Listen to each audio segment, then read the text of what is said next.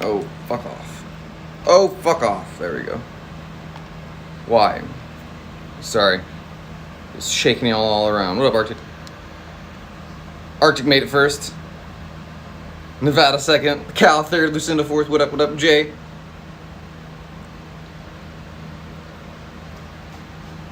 Let me get everything swapped around. Isn't that so cute? Just how dedicated someone is to reporting my shit.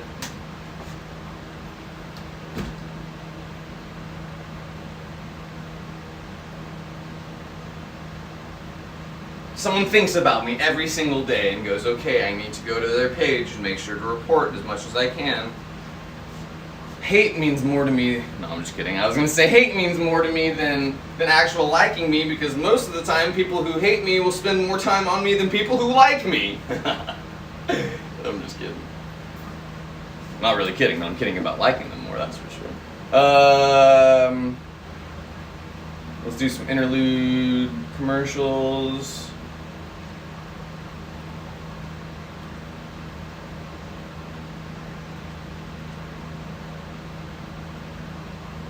Get my chat pulled up. Y'all make sure you're on live chat and live video.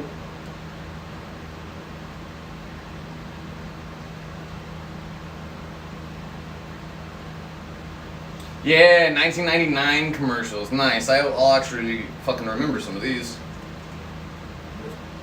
Fresh your home with the help of Living Spaces. Living Spaces! Back at Arkansas Lake. We understand the progress of 211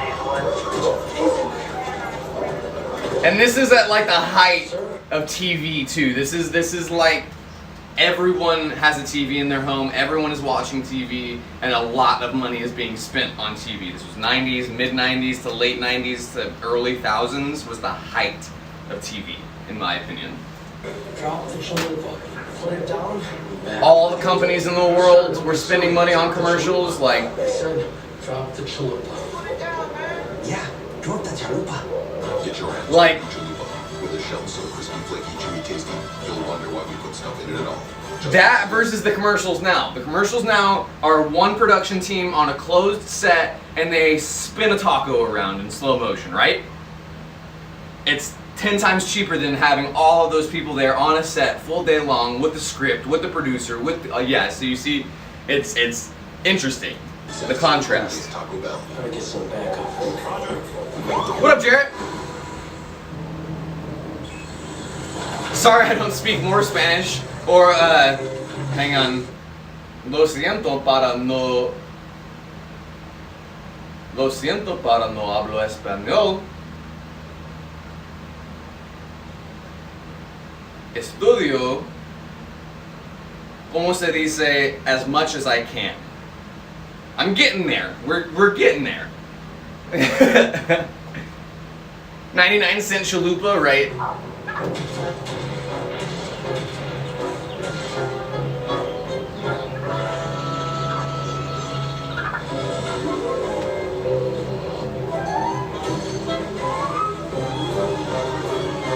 Here, let me move some of this out of the way. That's that.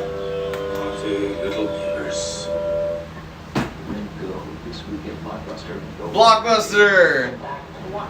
You were invited to a new concert. Hi, boss.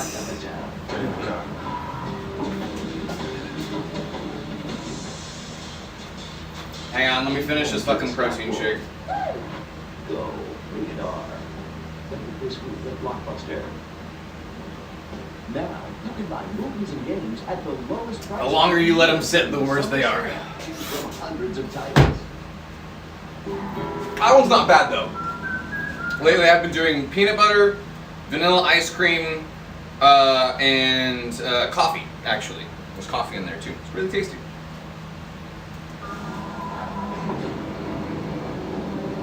Adios. Do you want to see my dog's Edgar cut? This isn't the one that has the Edgar cut. This is Lucy. Marley, you gotta come in here and show him your Nokemaka's haircut. Marley's got a Nokemaka. It's Marley, aka Edgar. Watch out, Lucy. Marley, come here. Let me show off your. Lucy, watch out. Marley, come here. Let me show off your hair. I gave her bangs, so she got an Edgar cut. No camera, cuz. No camera, cuz.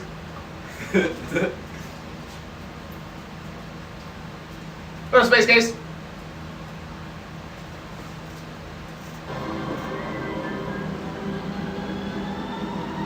See, look at the production. They have like full prosthetics and shit. Oh my god, look at those graphics. Duke Nukem! What was this catchphrase? Dynamic design. What was Duke Nukem? I can't think of his catchphrase. Air-cooled, turbocharged engine.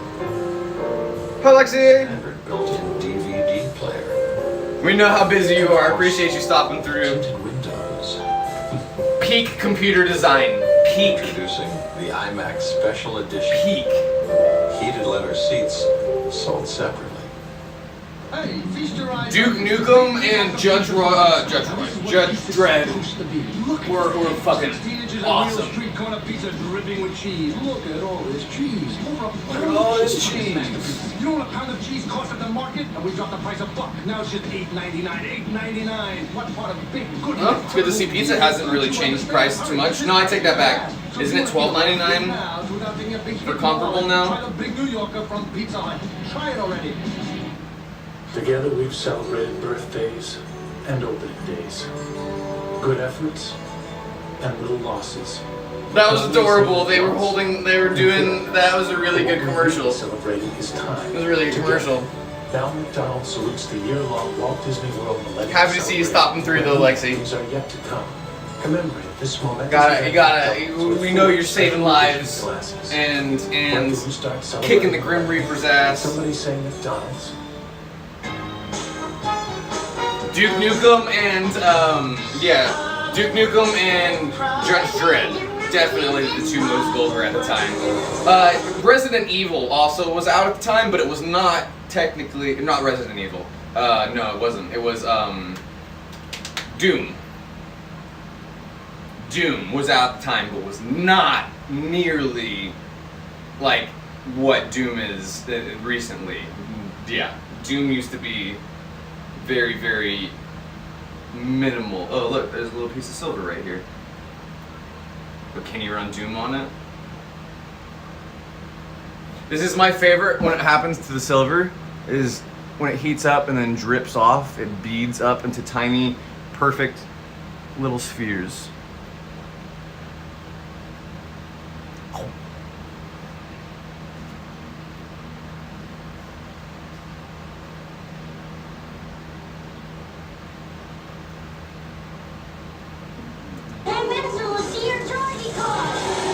Just a friendly reminder to use your Target guest. Wait, where is I missed the catchphrase. 1% of your purchase to the school of your choice.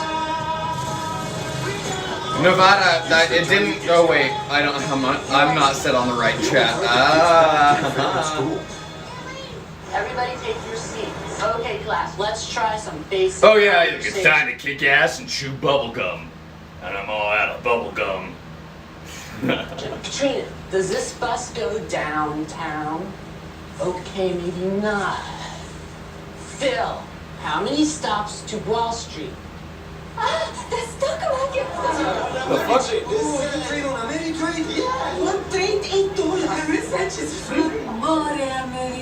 I leave for Ameritrade.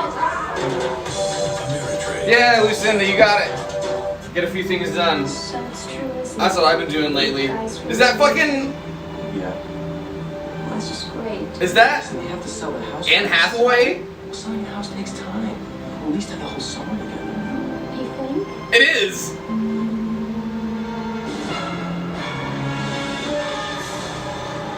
It totally is. Nobody knows homes better than Better Homes and Gardens Real Estate. I'm glad you're enjoying it, Lexi. Got new learning experiences, right? Universal Studios Islands of Adventure A challenge, but the good kind. Good and evil at Marvel Superhero Island. Marvel Superhero Island. Did y'all see fucking Electro and the Green Goblin just then? 15 lucky winners get passes to the park, plus one grand prize winner gets a VIP weekend.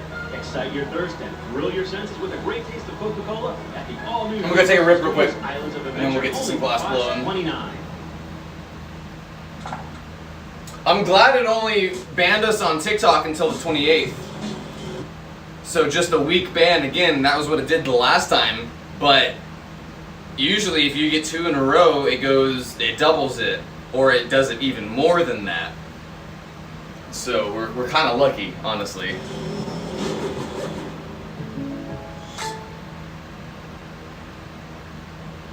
Meet the Crocs, so nice. They named him twice. No joking like that, Nevada. No, Lexi don't lose any patience. Professor, behold my newest discovery. I believe that's already been invented. Lexi got a supportive essay. I love that. Making all long-distance calls for only 99 cents. Impossible. It's true. See, look, these commercials have like full scripts and multiple actors And if you talk longer. and like actual sets and stuff. It's not just like 3 people with a high def camera and a a fucking what would it be? And fucking plate of shrimp in the middle, and they spin the shrimp around. It's flawless. It's your best work yet. It's our best work yet. I know. Discover 10-10-220. Terrell Davis and the Broncos gear up to defend their Super Bowl title against Aikman and the boys. It's a Fox NFL special Sunday, 8 Eastern, 5 Pacific. Fox Sunday is back with 3 spectacular season premieres. Will Peggy survive the smashing new King of the Hill? And Peggy with 2 legs. Then it's a star-studded Simpsons. Mel Gibson. You did. He's my property, and I own it. And the biggest Futurama ever made. I christened this ship Titanic. It's Fox season premiere Sunday, September 26th at 7:30, 6:30 Central. He must have a huge wire. Nah, it's Franco. Same thing I got. Free voicemail, free caller ID, no annual contract. Yeah. If it wasn't for Franco, I couldn't even afford wireless. Best way to get back at it?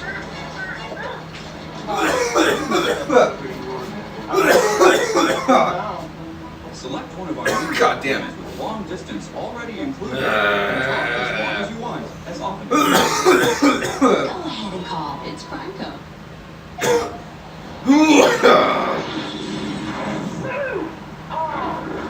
Oh God.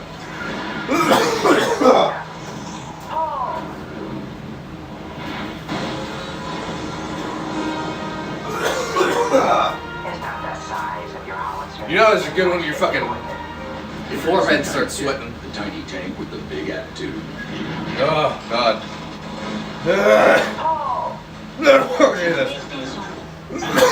PlayStation. Bunny, I was about to message you, but I was about to message you PlayStation because I said it out loud, and I just took a big rip instead of saying hi. I was literally about to say PlayStation. Yeah, I'm gonna do it. I found a better pizza. Today he owns over 70 restaurants. Papa John. Better ingredients, better pizza. What up, Chloe? Try our Papa's Choice. That's a large pizza. Sorry. Your choice of up to I'm recovering. for just $10.99. From a large rib. No music. Fuck off. Look, see, they have like they got the whole rights to use this clip of music in their commercial, and the CGI on the fucking Chihuahua. Commercials just used to be cool sour cream. A lot better. Looking for. Now open late. It's the comedy premiere of the year, The Adventure. Damn, I forgot that was my first rip of the day. After the day. Woo! The drama. Here we have the loud movie. Sweet memories. The romance. Oh, you sweet old broad, I love you. God damn. The Family Guy season Hell, got me. Thursday, September 23rd on Fox. Dick, the High Commander. I'm gorgeous. Sally, his sexy sister. I'm so hot I killed him. Harry, the bumbling brother. And Tommy. Yeah, sport. When did we monetize here? Times a week. Oh shit, I didn't mean to click that. When did we monetize on here? How many days ago? That is the first. That is the first one of the day. That's how you know it was the good one too. It is the best one of the day. The first one. Yes, brain, you can do it. Liberty Bibberty. Two, three now. 3 for some, because it's the next day for a couple people, right? Cherry ice cream. Put my computer in. Looks for mommy. And a little something for me. So they said within a week we should have membership. We should have membership after we monetize. Why didn't they just play it where we were?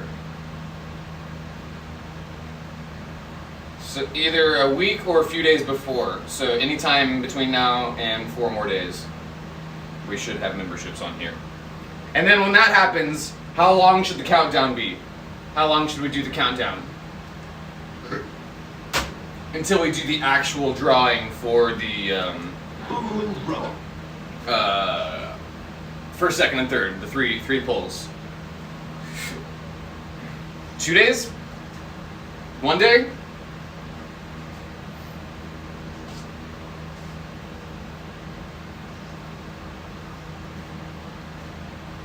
Today.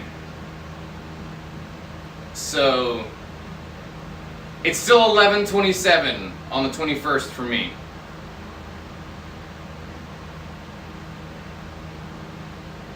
This is the third stream that has tips. That is I like that better. I like that better.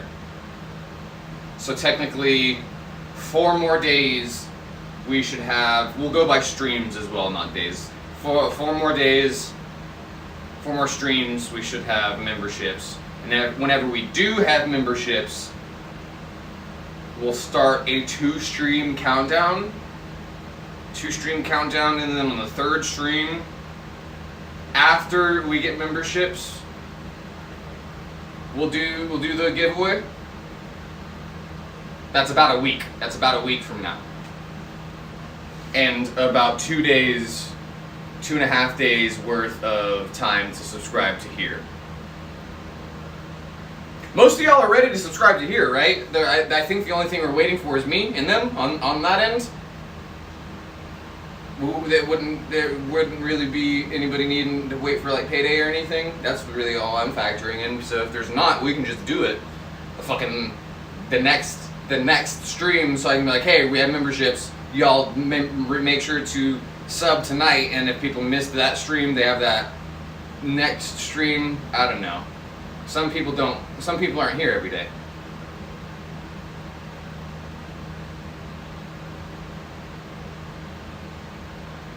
Okay, cool. Okay, so it'll just be a matter of making sure everybody knows when it happens, because not everybody checks Discord either, or as much as often as other people. At least. A teenager in Atlanta discovered an international language, boys. Today, Don Reed found a new fund to put his kids through college.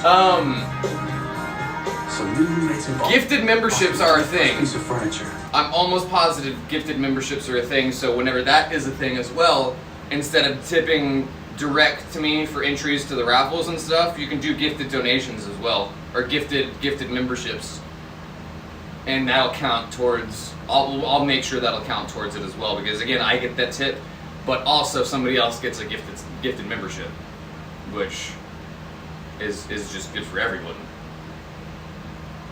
We're gonna do the same as TikTok. TikTok was $5.99, right? $6.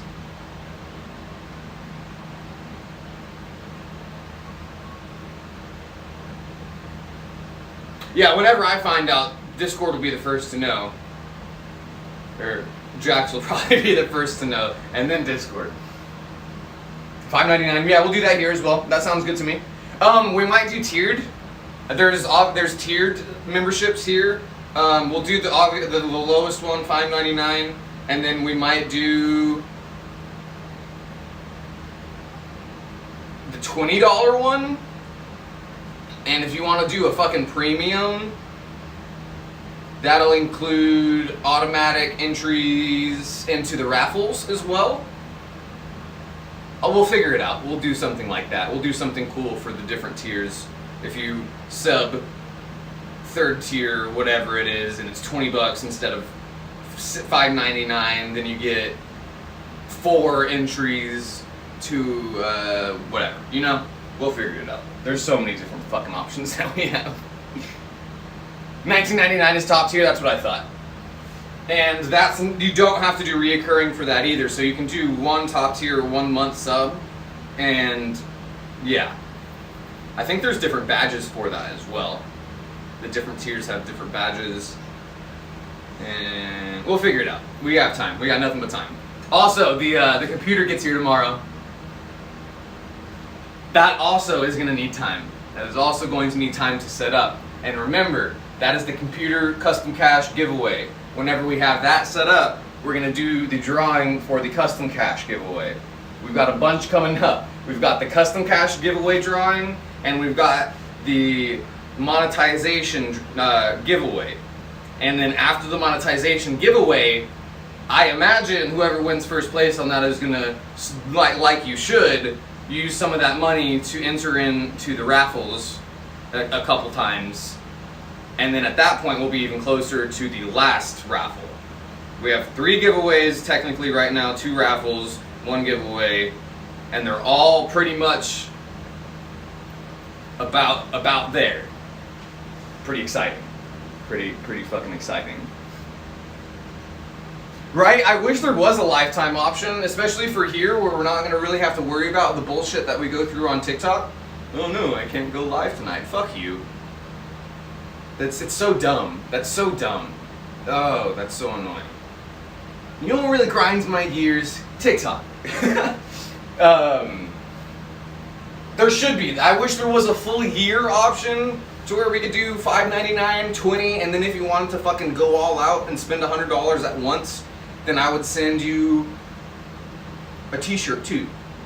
Have y'all seen the t-shirts?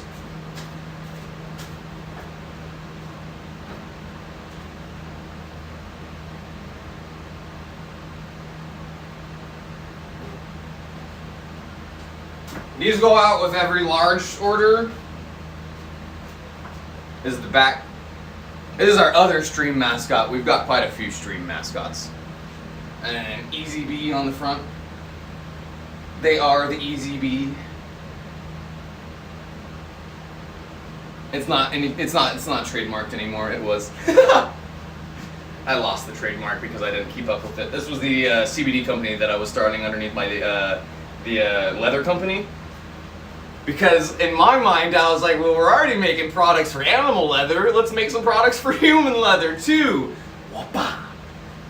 And so we did CBD products, and I actually still have a bunch of it. If y'all know if y'all have any ins to cosmetics or any retail store, fronted stores, or you want to sell stuff yourself, I've got lip balm and lotions that are CBD infused, ready to go. I pretty much have an entire company in my garage right now.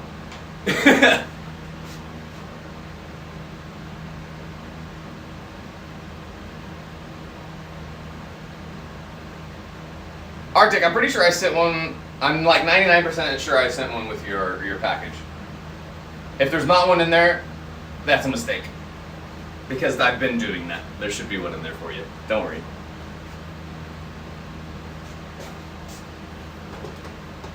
Like I said, they go out with the larger orders.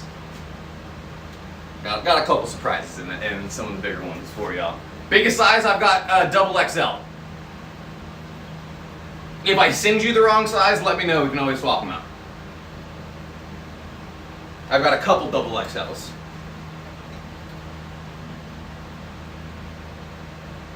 Oh, no, okay, yeah, I sent you a large Arctic, but I'm pretty sure we've got even bigger. Let me grab the largest size.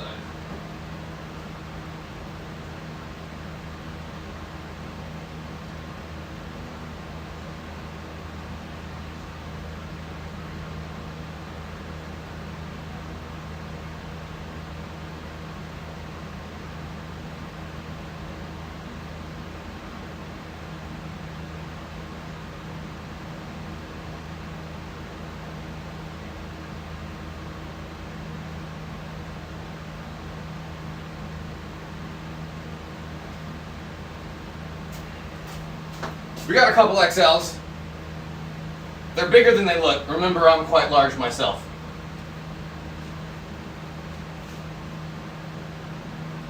And I'm holding it very far away from the camera, I just realized. Yeah, we got a couple XLs. No worries there. Oh, speaking of peanuts, thank you for protein, protein, protein. Wow.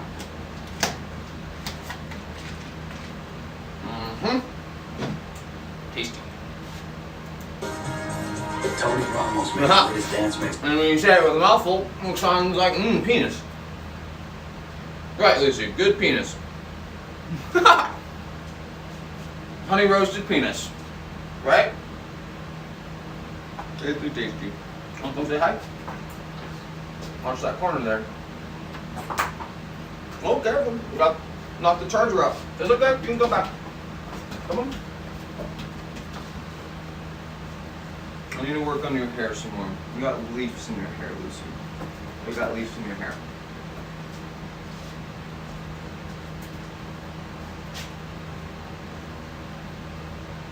What up, you just?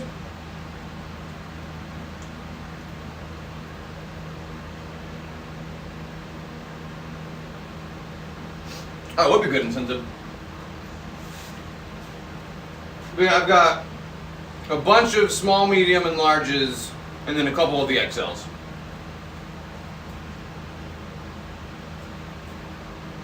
I was thinking about doing those for like some of the special ones. I want to get tie-dye stuff. I want to tie-dye a couple of them.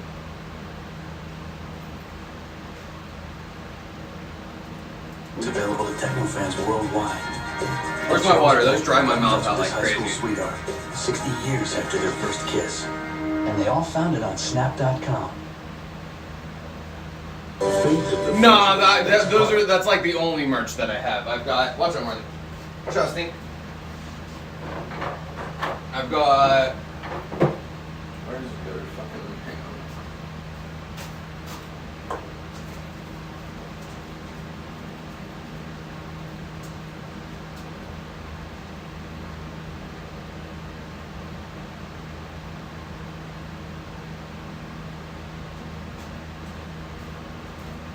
Y'all, I'm not kidding when I say I have a full company ready to go underneath the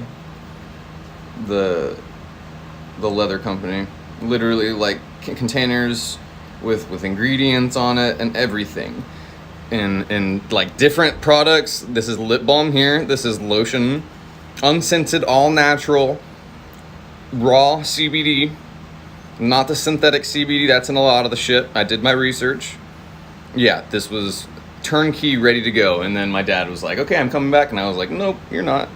I'm doing big things. And he was like, I want in on those big things. And I was like, no, you do. He was like, no, you're not doing that. So, I even have packaging. I have pop-up display packaging for the overpack for these. That come in 12 of these. And for these 24 for the overpack, 12 for the overpack. The front of it, that's actually what the fucking most of the stuff ships into, y'all. That's what most of the stuff that gets shipped goes in.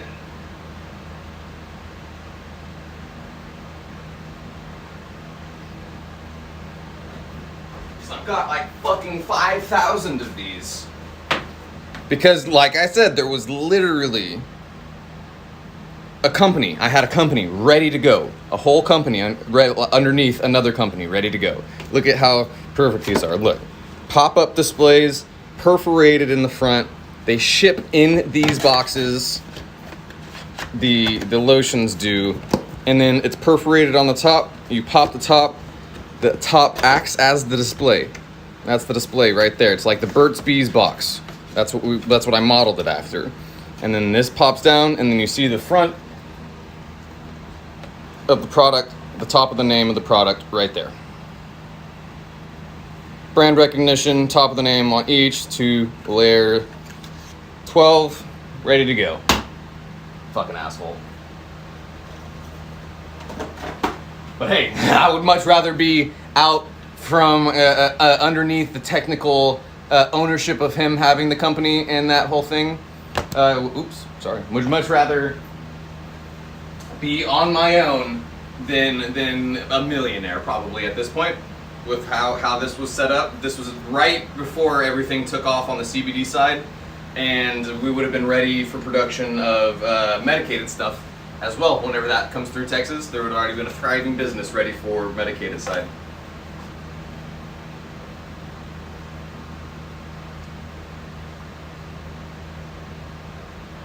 Yeah, I unfortunately don't have those sizes loosened up. Yeah, CBD products are absolutely amazing. These are the only products that I have as of right now. These two and then the shirts. I had ideas for all kinds of other products too. We were gonna do lubricants. We were gonna do fucking specific tattoo balms because that's what I used on my tattoos. People always ask me, how the fuck are your tattoos so vibrant? Raw CBD. Not the synthetic shit, whole plant raw CBD. Was gonna brand tattoo balm for it, had people already in the works for that. I'm salty about it. I'm salty about it because there was a full $1 million company ready to go, and it's pretty much still in my garage right now that I would like to do something with eventually, maybe, who knows. But yeah, everything is for sale. Everything is available outside of it as well. The lip balm and the lotion are available. Definitely.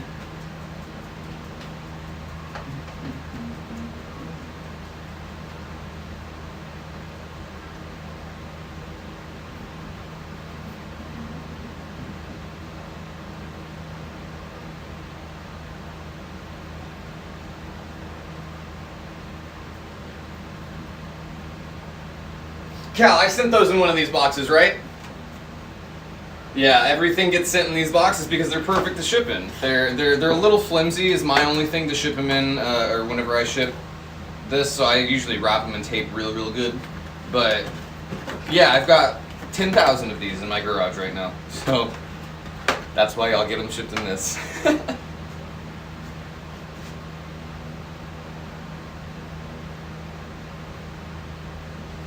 Yeah, I love the lotion, and that's saying something. Y'all know me with sensory stuff. I actually don't mind the lotion because it's not a lotion. It's thick. Ooh.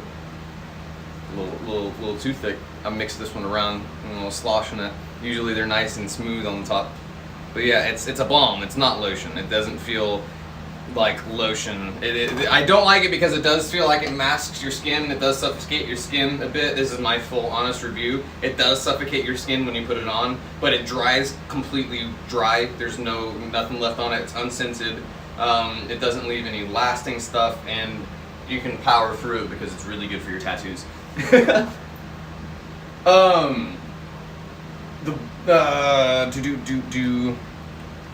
These are 12 and these are 5.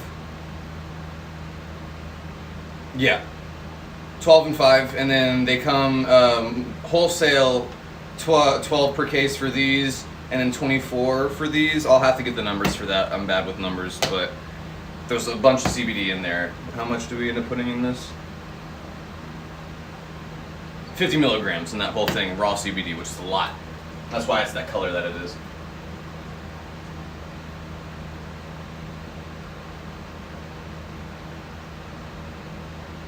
Oh, definitely. I'm glad you like them.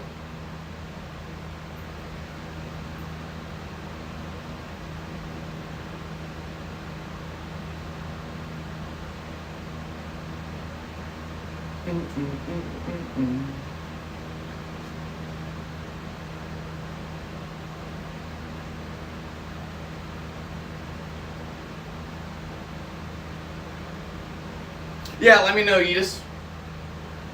Marley, I can't hold your hand the entire time. Well, okay, you did your trick. You did your sign language, so I'll give you some scratches.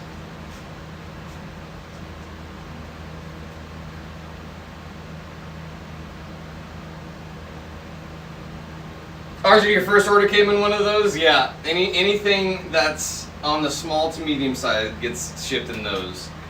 The bigger stuff gets shipped in usually custom made boxes. that I make out of the stuff that I get my shipped in, because they have real thick cardboard on those. Fucking USPS needs to update the goddamn shipping. And Channel 3 is part of some great millennial events. Starting this fall, the Ameritech Power... So that's without shipping. Admittedly, that is without shipping. I won't charge as much for shipping as I do on the other stuff, just because it's not as heavy as the other things. The lotions are as heavy. The lip balms are not, so obviously won't charge as much for the lip balms and stuff. Shipping is usually by weight anymore.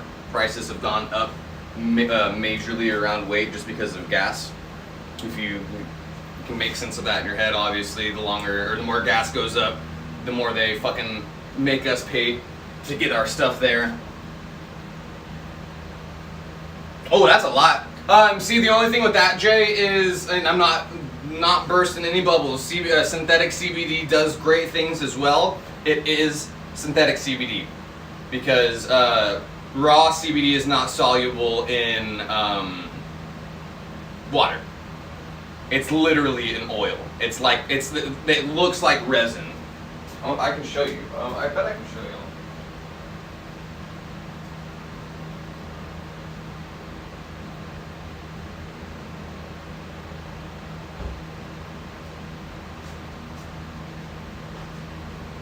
Because raw CBD is whole plant CBD. And with this, you get what's called the entourage effect. So this has CBG, CBA. Not CBA. Has all the non-psychoactive ones. CBA is psychoactive. But this smells like grass. It smells like resin and very, very strong grass clippings. But yeah, this whole thing right here was $7 grand. Green label raw CBD. And that's what you want for topicals. You want whole plant CBD that has all of pretty much the natural lipid fat structures still intact with the CBD. It's not just the isolated CBD, because when you see CBD isolate, it's white. It's that powder. CBD isolate is literally just the CBD molecule. With that, you get the lipids, you get the fatty plant matters, you get the everything else that comes out with it that's not filtered, you know? And so it's got, again, what's called the entourage effect, which piles on all of the good stuff that comes with it, and not just the isolated CBD. Because yes, CBD is great for you, so it proves to do a lot of things, but why hemp, when I say that generally, is revered and regarded as such an amazing plant for all of the things that it can do, because all of the things it can do come from all of the plant. You have to use all the different parts of the plant to get the different health benefits. Whereas CBD, CBA, THCA, THC, all the different stuff does different stuff. I don't know much about brands. I'm super behind on the market and whatnot right now, just because of how salty I am not being in it. Ideas 2006 kicks off with Archbishop Desmond Tutu, and the future shines with the GE Lighting's Downtown Cleveland Winter Fest. Yeah, let me know this in the day after Thanksgiving, and the stage is set for first. Why was it so loud when I turned it back on? Celebration live on New Year's Eve. Fucking Y2K! Ah, Y2K! Ooh, we should watch some information on Y2K. That would be a good thing to watch. For generations. Has inspired KBKids.com with thousands of toys, from hard-to-find learning toys to the hot toys kids just gotta have. Look at that. Oh, nice, Jay. Good. I was gonna say, because most places just throw CBD isolate in it because it's soluble in most liquids, and they go, yeah, CBD infused. Order now and you get free shipping until October 15th.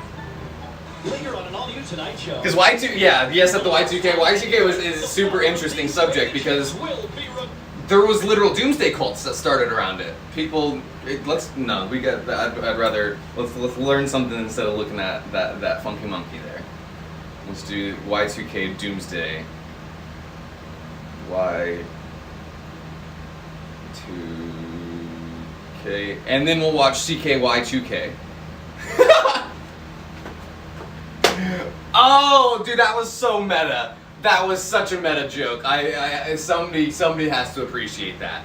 Y'all, somebody's got to get that.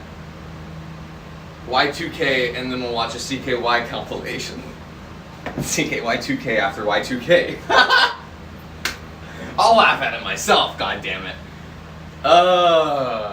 Thank you, Jay. I was gonna say, Jay. I think out of anyone, who you would get the most close to the popular culture references that are in there right now. Oh God, that was good. That was good. Yes. Y2K. What else, Guy? I was 5.5 years old, I believe, at the time. I don't think my parents even mentioned it. They weren't tech savvy whatsoever. So I have no memory of this whatsoever. I had no idea this was going on at all when it happened. Y2K Doomsday. CKY2K after Y2K. Oh God.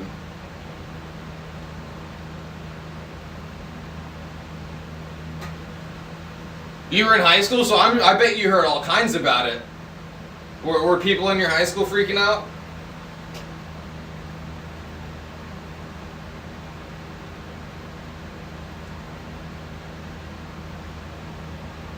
No, you're not Lace Guy. We got banned on TikTok again. Our variables changed, not yours.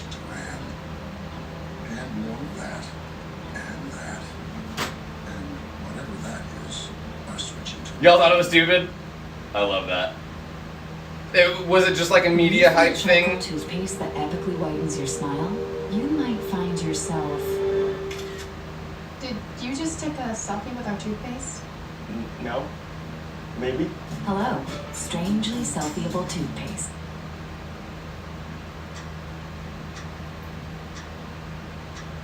The year 2000 was going to be very special for a multitude of reasons.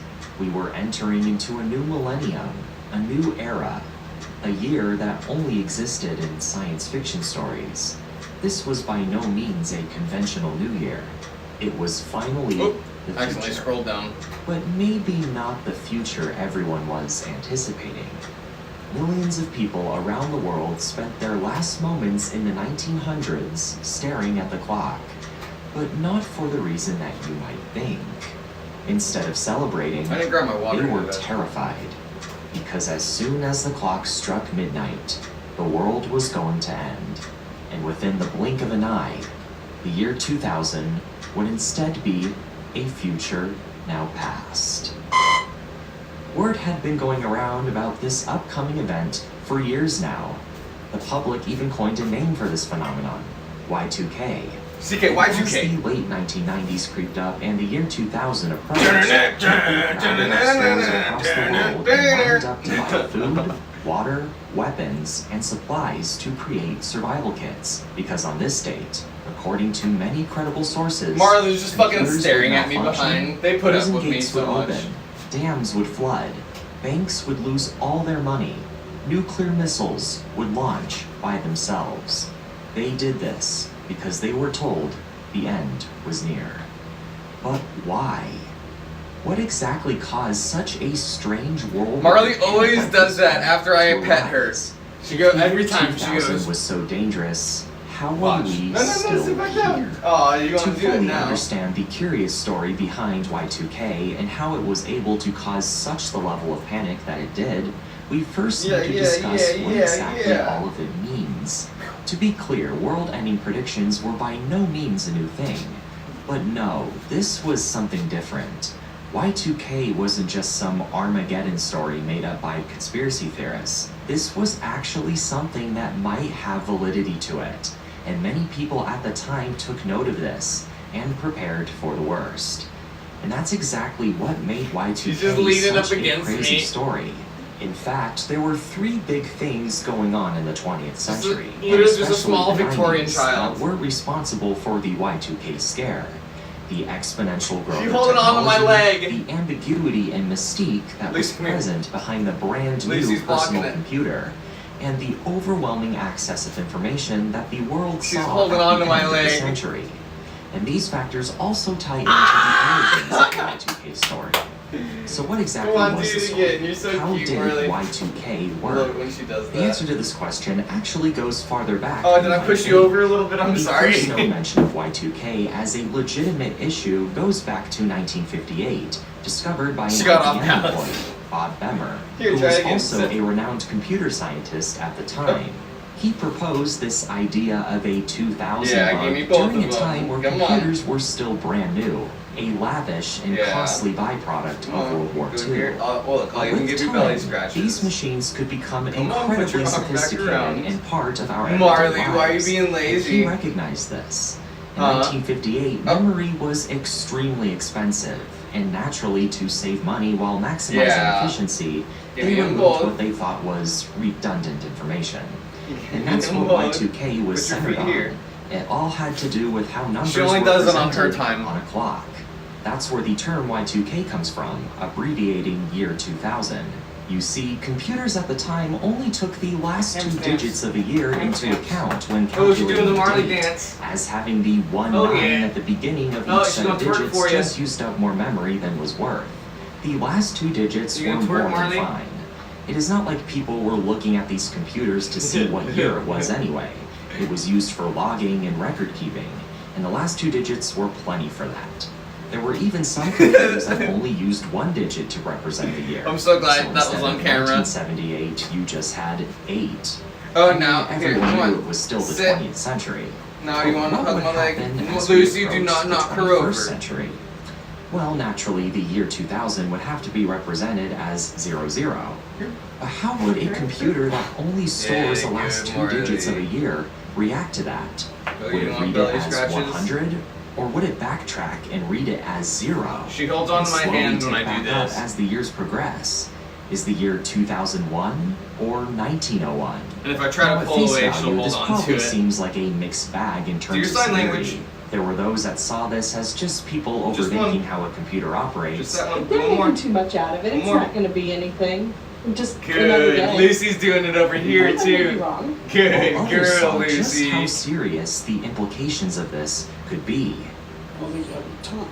Here. There's a year Come on, goes you do it too, Lucy. It's supposed to be less than this. Keep in mind, even You at did the too? time, computers Come on. just don't store dates and Good, times to Marley. be organized Marley and did it, keep now you. records. They also use these dates Like and this, times Lucy. to make Here, Marley, important gotta show her. calculations with data. The bank is a great example of this. Lucy, you There see were here? fears that on Y2K, all the Good money job, in the banks would Marley. be gone. See, you gotta And do it there's with a your hand, valid like reason to that. think this. And it all has to do with computer Good, error. Lucy. It's not like on January 1st the money would just disappear from all Good, the Lucy. safes. You try it But yourself. instead, the bank servers try. and computers would calculate the Now money's you. interest based on the time and date. If the computers were to clock back to Good, 0, Marley. Now you move. Come on, Lucy. You can do it too. Yeah, good, Lucy. She did it.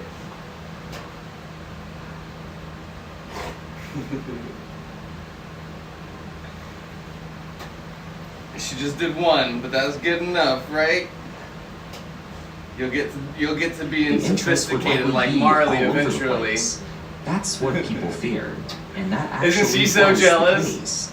On January 1st, 2000, Here, Mar- a or man Lucy, you in wanna try again? Germany Lucy, very sit. briefly had $6 million in his bank account, with the transaction for the interest on his account What is dating this? to December. What played next? Was that the same thing? Was it still the Y2K? Yeah, do it right there, like that. Good, Lucy. Try it again. Do it again. Come on, you can do it. Like that. Good, Lucy. Come on, try it again. You gotta balance. You gotta balance to be able to do it. I know, you're so good at it, Marley. Good, Marley. Come on. Good, Lucy, yeah.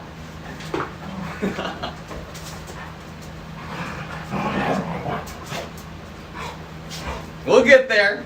We'll get her as good as Marley is doing it eventually. That's so fucking cute. I love them so much. I'm glad y'all love them as much as I do. Now they're fighting over who does it better.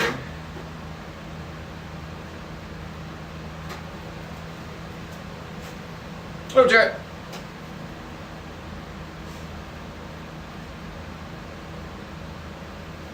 Was that the same video?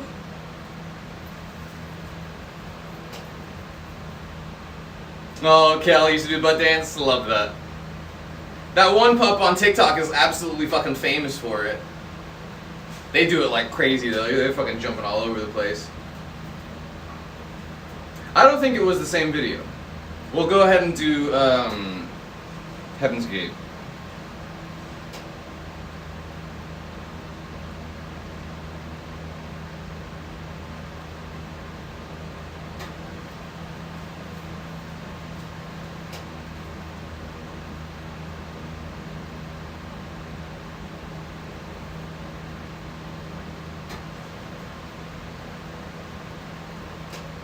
Hang on, let's try to find the lady that we've been watching.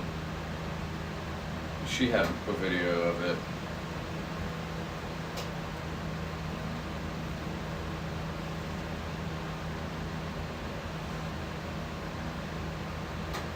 Make sure you're on live chat. I'm on live chat. I wasn't at the very beginning of the stream. I hate when YouTube does that.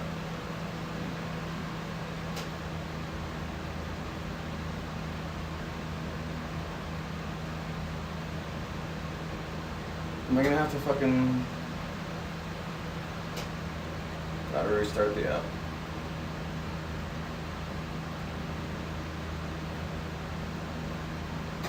What the fuck is that? Thank you, Jarrett. Appreciate you. We'll get to blowing some glass here in a sec. Don't worry.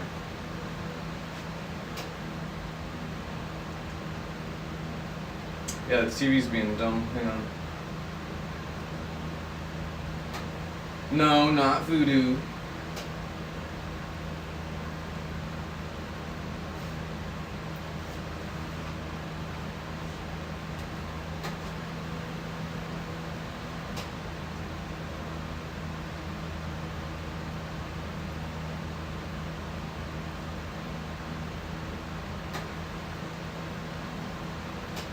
No, not Kermit the Frog.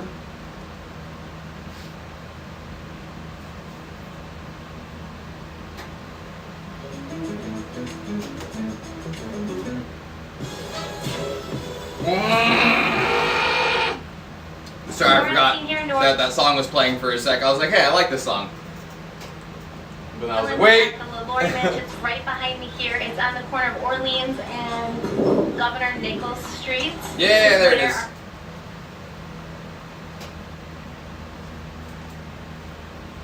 Planet Earth about to be recycled. Your only chance. So one of my favorite albums ever is sampled entirely with the Heaven's Gate. This guy's audio. The intro to the entire album is this part here. And they play music, their own music, intro and outro through it. Oh, it's so good. It's by Captain Murphy, who did all of the intros and outros for Adult Swim. So if you remember like the skiing ostrich or Zodiac shit, if you remember the decaying animal, or yeah, that was all Captain Murphy. That's all Captain Murphy, aka Flying Lotus. And he sampled this. He also did the intro for Aqua Teen Hunger Force. Like, yeah, he was pivotal in most of our lives, and a lot of us don't even know about it. Chance to survive or evacuate is to leave with us. Hello everybody and welcome back to my channel. So if you have not been here for a cults series before, this is a series that I do probably once a month. Alright, we're gonna do the space tech for your piece. Type of cult. And today we're talking about Heaven's Gate. Now we've done one of these series before. Last month we did Jim Jones and Jonestown, so if you haven't seen that yet and you're interested in cults, I will place a card here and I will also put the link in the description box. I would like to take a moment to thank my sponsor, Audible. Audible has over 140,000 audiobook titles you can choose from. It's easy to search through the library if you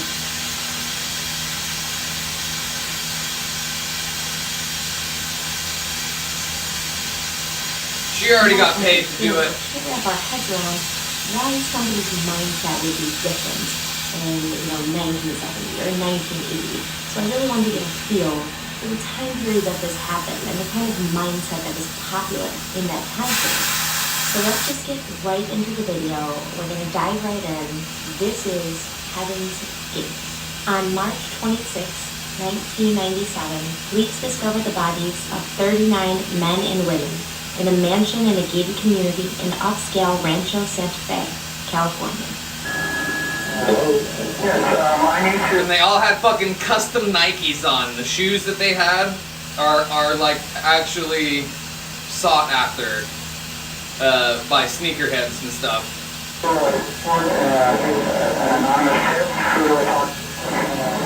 Okay, this is regarding what? This is regarding a mass suicide. It was soon discovered that these individuals had been part of a UFO cult and had taken their own lives in what is the largest mass suicide on American soil. They were led by a man named Marshall Herff Applewhite. But what a lot of people don't know is there was a second leader at one point to this group, and her name was Bonnie Lou Nettles. As I always say in these videos, whether we're talking about a cult leader or a murderer or a victim, in order to truly understand the actions of a person, you have to understand where they came from, what kind of life experiences they had, and who they were, to truly kind of analyze why they could go on to do or be what they did and became. Marshall Herff Applewhite was born on May 17, 1931 in Spur, Texas. The son of a Presbyterian minister, Marshall would move around quite a bit in his youth because his father traveled around Texas opening different churches. When Marshall was young, he wanted to preach as well, even attending seminary school for a couple of years, but his real passion and talent was for music. He attended Austin College, where he was described as an extrovert with a magnetic personality, and he even led their a cappella group, graduating with a degree in philosophy. He served 2 years in the Army Signal Corps, and the Army Signal Corps, instead of being in combat, these people would basically be running like communications for troops and everything to keep everybody on the same page. He then attended Colorado University and he graduated with a master's degree in music and voice. He was reportedly a beautiful singer. I believe he was an alto or a baritone. He had like a really rich, gorgeous operatic voice. He taught music at Catholic schools. He ran church choirs. He even sang in the Houston Opera. So he was really, really talented as a singer. He got married to a Texas girl named Ann Pierce in 1952, and they had 2 children. Life seemed to be going really well for Marshall Applewhite. He had a good education, he was married, he had kids, pretty good job. But that all changed when he was directing the Fine Arts program at the University of St. Thomas, a Catholic college in Houston, Texas. He was asked to leave this position after being caught having an affair with a male student. It turns out that Marshall Applewhite was a very closeted bisexual man, and even though the college cited emotional health issues as the reason for him leaving, I really suspect it was the controversy not only of an affair with a student, but of an affair with a male student. Because we have to remember this was a Catholic college in Texas in the 1970s. And although the 1960s had just ushered in a whole new wave of free love and acceptance, I guess that Texas hadn't really caught on yet. And this was where his life took a turn for the worst. Friends claim he had been engaging in homosexual relationships for years prior to being caught at St. Thomas University. And his marriage had deteriorated years before when he and his wife had separated in mid-1960 and finally divorced in 1968. He was completely estranged from his ex-wife and children, didn't see them at all. He had just lost a prestigious position doing something he loved due to a scandal, and his life was in flux. He tried his hand at opening a sandwich shop, but that business went under soon after opening. A year later, he would meet someone who changed his path in life.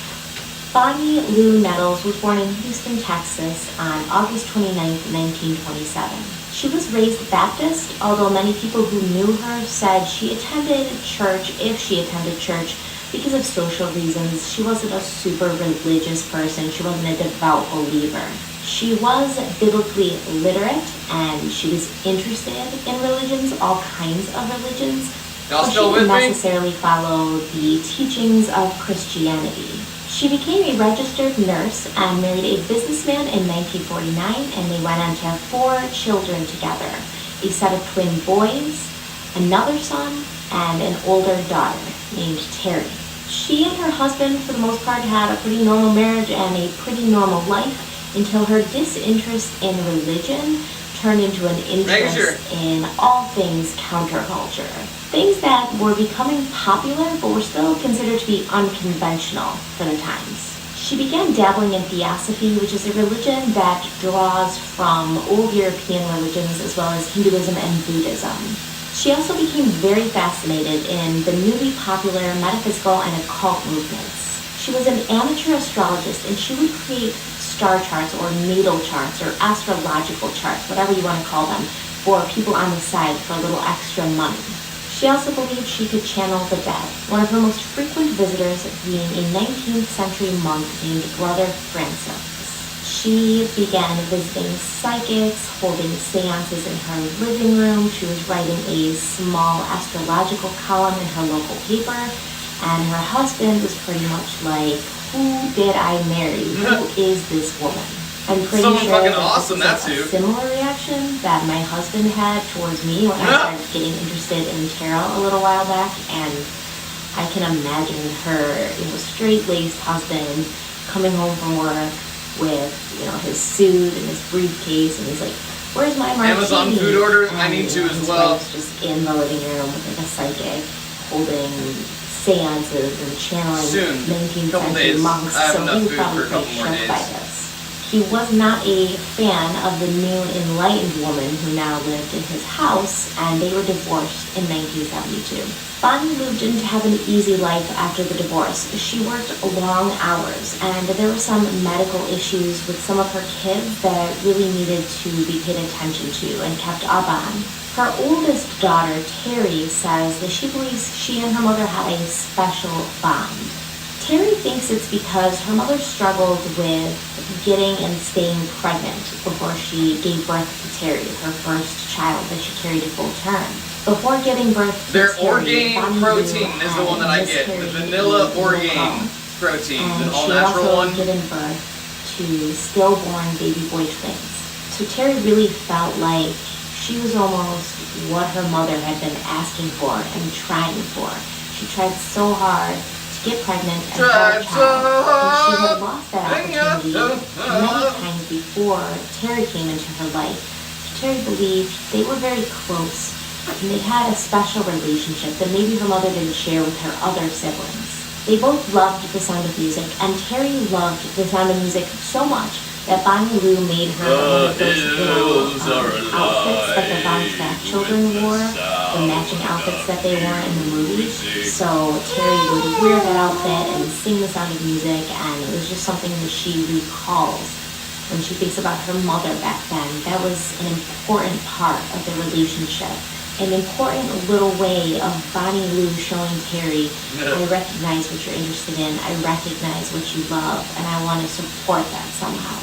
Terry remembers her mother coming home from work one evening, and she was very tired. She was exhausted, and she was sitting at the kitchen table with all the bills spread out in front of her, and the divorce paperwork sitting in front of her. And suddenly, Bonnie Lou stood up, grabbed Terry, brought her outside, and they stood there, side by side, looking up at the stars.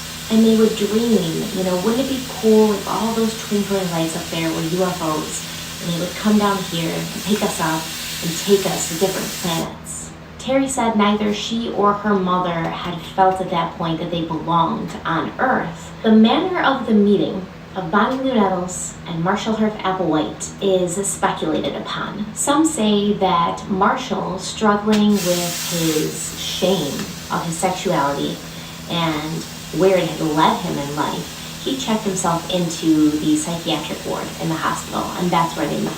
Others say he was visiting a sick friend, and that's how they met. Marshall's sister said he had been suffering from heart issues. Different tones to my voice. Gone through a near-death experience, and that's why he was in the hospital. Either way, they were in the same place in the same time, and they somehow managed to come across each other. The fateful day they met in 1972 would change not only their lives, but the paths of so many lives. It's pretty clear to us who are looking at this in one big timeline, and with all the information laid out in front of us, that both Bonnie Lou and Marshall Applewhite were experiencing life changes. They were going through an existential crisis, if you will. They've got they had both been living vanilla, lives strawberry, and that chocolate. turned out They're the really way good, they expected, and they're all natural. and now they were both directionalists. And maybe what connected them when they met that day was the recognition of this aimlessness in each other that connected them and made them feel close. When Marshall met Bonnie Lou Nettles, he wanted her to do his star chart, and he was so excited because he'd been wanting to get his star chart done for such a long time, and he finally met somebody who would do it, so he ran down to his car and got his birth certificate. Now, the reason that he needed his birth certificate is because an astrological chart or a natal chart takes into account where every celestial body was in the solar system and in relation to the sun on the exact moment and date you were born. This can give you insights into your personality, into your life path, into what times are the best to make certain decisions and moves in your life. I like astrology and all that stuff, and I know my daughter Nev does as well. Oh, you don't believe in astrology, but you believe it's 12 o'clock at night? Okay. So I asked her about these natal charts because I had never had one done, and she brought me to a website and we got my birth certificate so we could find out what time I was born, and we inputted my information into the website, which then gives you your astrological or natal chart. So I'm going to put mine up on the screen right now because I thought it was pretty cool. Now, the results of my astrological chart were super accurate. I was shocked, guys. I was shocked. I couldn't believe how accurate 96% of it was towards my actual personality. Yeah, because it's all very in generalized. life, my sort of outlook. So it was kind of scary. And if you haven't done it, I suggest you do, because if it's not just for fun, it's kind of interesting to see if there are any parallels between these it's just like star charts or natal reading. charts and the person that you actually are. And I did this not because I wholly believe that it's 100% accurate science, but because I wanted to see how easy it would be for me to believe something that was created by an internet program who doesn't even know me. Would I look at this description of my personality and find a way to make it work for me, just because I wanted to believe it? That was kind of my experiment in going into it, and I had fun, and I was surprised how completely accurate it was. But of course, there was a couple areas where it was completely off, so who knows? So anyways, Bonnie Lou does Marshall's natal star chart, and she discovers through her interpretation, I guess, that they had actually known each other in a past life. And then Marshall was destined for something great in this life. Apparently all the hardships and the trouble he had faced in his life was because he was on this earth for a task or a quest, if you will. And all the stuff that he had to go through before discovering his purpose was there to teach him what he needed to know when he went on his quest. To Marshall, this reading made him feel better about everything he'd been through. It gave purpose and meaning to all the seemingly random and fortunate events that he had gone through in his life. Losing his job and his career, losing his family. It made sense now, and it gave him a sense of relief that it hadn't all been for nothing, my dude. that it all had a purpose, and his That's what you paid for. was very important. So not only did he feel better about all the crappy stuff that had happened to him, but now he felt important, and he also felt motivated because he had something he had to do. Now, if it sounds strange to you that a grown man and a grown woman can place so much importance and so much stock into a star chart, you have to really understand the culture of the times. In the 1960s, the United States saw a growth in a sort of a counterculture movement. Now, this happened all over the world at different times, in a lot of places earlier than the US, but we're talking specifically about the United States right now. The New Age movement of the 70s and 80s was rooted in the counterculture movement of the 1960s. Theosophists believed that the release of new waves of spiritual energy signaled by the movement of the Earth into a new cycle, known as the Age of the Aquarius, had begun the Age of Aquarius. We saw the Age of the Aquarius become extremely popular in the 1960s. It was referred to on advertisements for Woodstock in 1969. It was the title song of the popular musical Hair in 1967. The 1960s also witnessed an emergence of all sorts of new religious and spiritual movements. Wait, say peace and love and nudity about Transcendental meditation, the Church of All Worlds, the Church of Satan. Many of these new religions stemmed from a mixture of Hinduism, Buddhism, and Sufism beliefs. And Sufism is essentially Islamic mysticism. Now, starting in the 1970s, this counterculture hippie movement that had taken over the 60s, it began to steadily decline. Mostly that's associated with the collapse of the commune movement. But all of these former hippies and counterculture participants basically kind of became the earliest members of the New Age movement. I don't want to condense this movement too much and simplify it too much because it's not simple. There's a lot of factors into why people kind of subscribed to these beliefs, these school of beliefs, and they still do to this day. But essentially, it was people searching for something as an alternative to mainstream society. The New Age movement moved through the occult and metaphysical communities in the blink of an eye. They loved it. It already kind of defined what they were about. And it became something else. As it moved through all these different communities, as all these different communities adopted the New Age movement into their lives, the New Age movement transformed into what it would become in the 70s and the 80s. Its fundamental beliefs was that the movement would elevate consciousness. It would make the human race better, which in turn would bring an end to racism, war, sickness, poverty, all the bad things in the world that were caused by humans, essentially would be brought to an end in this Age of the Aquarius. It also put an emphasis on looking within yourself to improve yourself. This time period gave rise to this very popular genre of books that we still know today, which is self-help books. Looking inside yourself, figuring out how you can be a better person. They used common occult practices such as tarot, yoga, meditation, and astrology as a means to assist with personal transformation, to heal and strengthen the soul, with the idea that the more self-aware and ascendant each single person is, the more people that do this, by default, the world will become a better place. This was melded with the holistic movement, which is basically healing the body with natural means instead of traditional medicine, using acupuncture or eating a natural diet. This would also give rise to the very huge popularity that veganism and vegetarianism would see in the next coming years.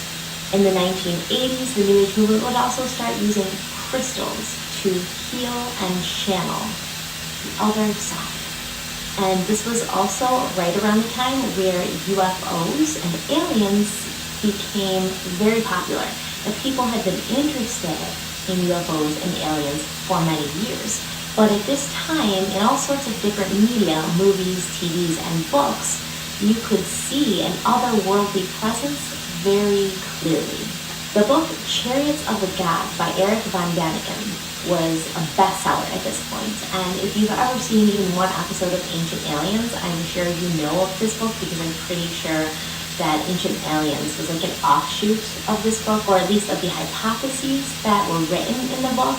And basically, Eric von Däniken said that he believed that the human race had been visited by aliens in ancient times, because without some sort of intervention from beings that were more intelligent and more advanced than us, we wouldn't at that time have been able to create things like the pyramids of Egypt, or the structures at Stonehenge. Well, I don't agree necessarily with like. He also interprets. Wouldn't have been able to do it, but technological advances at the time showing jumped. That all the people that we saw back in the day, who we thought. Same with recent times when we discovered nuclear fission.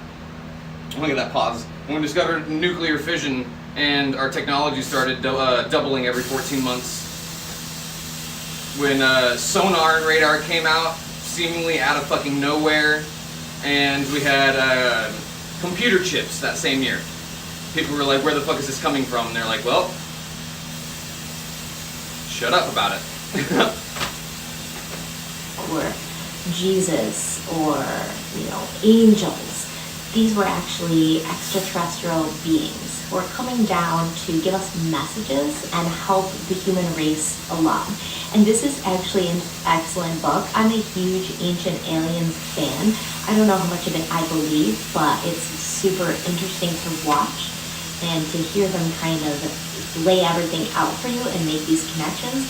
So Ancient Aliens is a fun show to watch, and the book Chariots of the Gods, a really good read. Very, very interesting if you're interested in kind of diving deeper into this.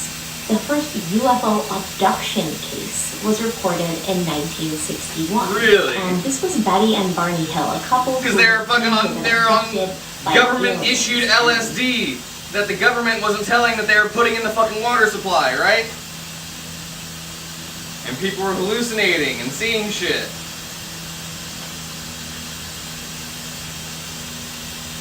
They described everything they saw and their experience, and people were just eating it up. And let's not forget, Roswell happened in 1947, where allegedly an alien spacecraft landed. And then we retrofitted their technology so that the American public or the world would know about aliens. To this day, people still believe that in Roswell, New Mexico, an alien spaceship landed. They had an alien being, and they did research and dissected it and tried to, get some information out of it. And the government covered this entire thing up. And then all of a sudden we had sonar, or not all of a sudden, we had more advanced sonar and radar technologies and microchip technologies. And all of a sudden here comes the B-52 bomber that has no fucking radar signal on it. Yeah, fuck you. If you'd like not fuck you, fuck the government. On Roswell, New Mexico, and what happened there, let me know, because I would love to do one for you. Even the U.S. government was getting on the New Age train. Between 1970 and the early 1990s, the government had a secret project called Stargate. This project was specifically designed to investigate and Operation Star Wars. The power of psychic abilities and to see if these psychic abilities could be used to spy on different countries like Russia. So to understand the eagerness to And that turned into believe MK Ultra, in something that to us, which was also might Project seem Artichoke, outlandish or just a fun parlor game, you really have to understand how Betty, Lou, and Marshall grew up. They would have grown up. Ooh, grand opening. That's gonna be busy. This time. Oh, it was this morning. Was it busy? Popular right around the time. Ooh, that sounds nice, Jay. The hippie movement and the New Love movement were raging in the 60s, and then they were actually coming into their own right when the New Age movement was taking root in the United States. And they weren't the only ones at this time to believe these kinds of things. The 1950s was considered the golden age of science fiction, and people who were in their 20s in the 70s would have been growing up watching Invasion of the Body Snatchers, Forbidden Planet.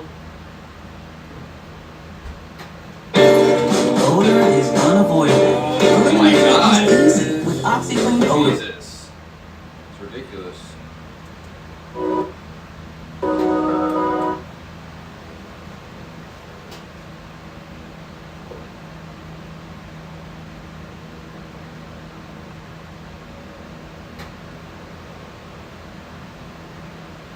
Ooh, fancy store. Destination Moon. They would grab some go coffee. to their television set every week. Oh to no, catch I'm the out newest of fucking episode coffee of the creamer, aren't Twilight I? Zone. Yeah, I'm out of coffee And creamer. let's not forget Never Star mind. Trek. Star Trek was so Why is she popular saying it like in that that? time. This was a television show that followed Star the Trek. interplanetary adventures of the USS Enterprise and its They're fearless on a leader, trek, Captain not a track. Kirk. Between the popularity of science fiction, the widespread belief that extraterrestrial beings were out there, they existed, and they were going to come down to Earth, and the move away from traditional religion to something more freeing, it's no wonder that Bonnie Lou Nettles and Marshall Applewhite were on board for anything Sounds that good to me. would give them a purpose or a meaning. They began a platonic partnership, meaning there wasn't any romantic or sexual aspect to their relationship. Their connection was based on mutual spiritual development. Together they opened a bookstore called the Christian Arts Center, which sold New Age books, and it also taught classes on meditation, arts, music, astrology, metaphysics. Despite the name of the bookstore, it had very little to do with actual Christianity, and within a few months, the bookstore would fail. They moved out to the country and they opened another kind of retreat place, and they named it No Place. So this is no with a KN, so like know oneself. Here they focused on their own spiritual development, and they also offered classes to others, basically had groups and things where they helped other people on their path to their spiritual development. It was around this time that they met with a Filipino occultist who practiced Hindu mysticism, and he basically confirmed their beliefs that they were special people who were on this earth for a specific purpose. Oh yeah, yeah, He you're renamed special. Nettles Shakti Devi, which translates to powerful goddess. And Applewhite became Shri Pradava, which translates into auspicious mantra. Sounded like These Perdurabo. names that the Filipino occultist gave them would be the first of many nicknames they would go by in their lives. Eventually, they realized if they were going to be on a spiritual journey, they needed to actually move away from the place that they were. Oh, doing great. In We got banned on 1950, TikTok Jack again Kerouac now. published a book called On the Road. It had painted this rosy picture of a journeying across the country to find yourself and God. The search for inner peace and a higher consciousness was not abnormal for people at that time, and they were just two of the many people who would participate in such pilgrimages. So in January of 1973, they closed the No Place and they left Houston behind. Now, Applewood was already estranged from his family. He hadn't had contact with them in years. But Bonnie Lou Nettles still had 4 children who actually needed their mother, and she abandoned them. There's really no nice way to say this. She abandoned her kids, her family, her job, everything. She left everything behind. They read everything about religion, spiritualism, and awareness that they could get their hands on. They didn't consider themselves to be homeless or nomads. They considered themselves to be religious seekers. And you will see this theme of searching and being a seeker come into this video and the other parts to follow many, many times. It becomes a pattern. The people who follow them, they're all searching for something. They searched for about 7 months before they had an epiphany in Oregon on the banks of the Rogue River. Here, the two were born. In the book of Revelations, the two witnesses, are prophets of God who appear to John of Patmos. They tell him that the court of God's temple would be trampled on by the nations for 42 months. And during this time period, the two would be granted authority to prophesy. They are the prophets of the end times. They are also referred to as 2 olive trees and 2 lampstands. They have power over the sky and the waters. They're able to bring down plagues, and apparently they can even shoot fire out of their mouths to destroy their enemies. After this period of 42 months, the two are killed by the beast. And for 3.5 days, the people of the earth, who the two had tormented for so long with their prophecies and their plagues and all that, they celebrate their deaths. And they basically put their bodies in the streets and they don't give them a proper burial. After the 3.5 days, God resurrects the 2 witnesses, brings them back up to heaven. And within an hour, an earthquake strikes and kills 7,000 people. I mean, I'm over here reading books wanting to be Katniss Everdeen, and Bonnie, Lou, and Marshall are like, go big or go home. We want to be 2 prophets who shoot fire out of their mouths and bring on an probably earthquake the same troll, because we haven't had any new ones. So essentially, they saw themselves as these 2 witnesses. Gotta be the they thought now troll. That their mission was to bring a message to Earth that the people of Earth did not want to hear. They would then be martyred and resurrected for their efforts in this endeavor. And the 2 are pretty serious stuff in like apocalyptical circles. It was also very easy to claim that you were the 2 because nobody knew really what the 2 looked like, who they were supposed to be, what kind of people they were. So you could just say, we're the 2 messengers. And if you really, believed it hard enough, maybe somebody would also believe you. This new end of days rapture of the faithful mindset was a radical departure from their past new age self-love, self-help mindset. But they saw the fork in the road and they chose to take the darker path. They predicted that after their deaths at the hands of the non-believers, a UFO would hover over them, pick them up, and bring them to a utopia in the heavens. And anybody who was willing to hear and accept their message would be allowed to come along. Once in outer space, their physical bodies would be transformed through chemical and biological processes into perfected extraterrestrial bodies. They would then live forever on the next level, which is heaven, but not the way the Christians teach it. Heaven is an actual physical place, and you do not have to die to get there. Remember that, because that was one of their main points in the beginning. You do not have to die to get to heaven. You don't have to die to get to the next level. They repeated this and drove this into people's heads over and over again in the first years of their group. In May of 1974, they returned to Houston and picked up their first convert. Looks like the Aurora Borealis. Who they knew from the No Place. Aurora Borealis, YouTube. Sharon was also mid-identity crisis. She was a housewife who was unhappy with her circumstances, stuck in a bad marriage, and looking for something more.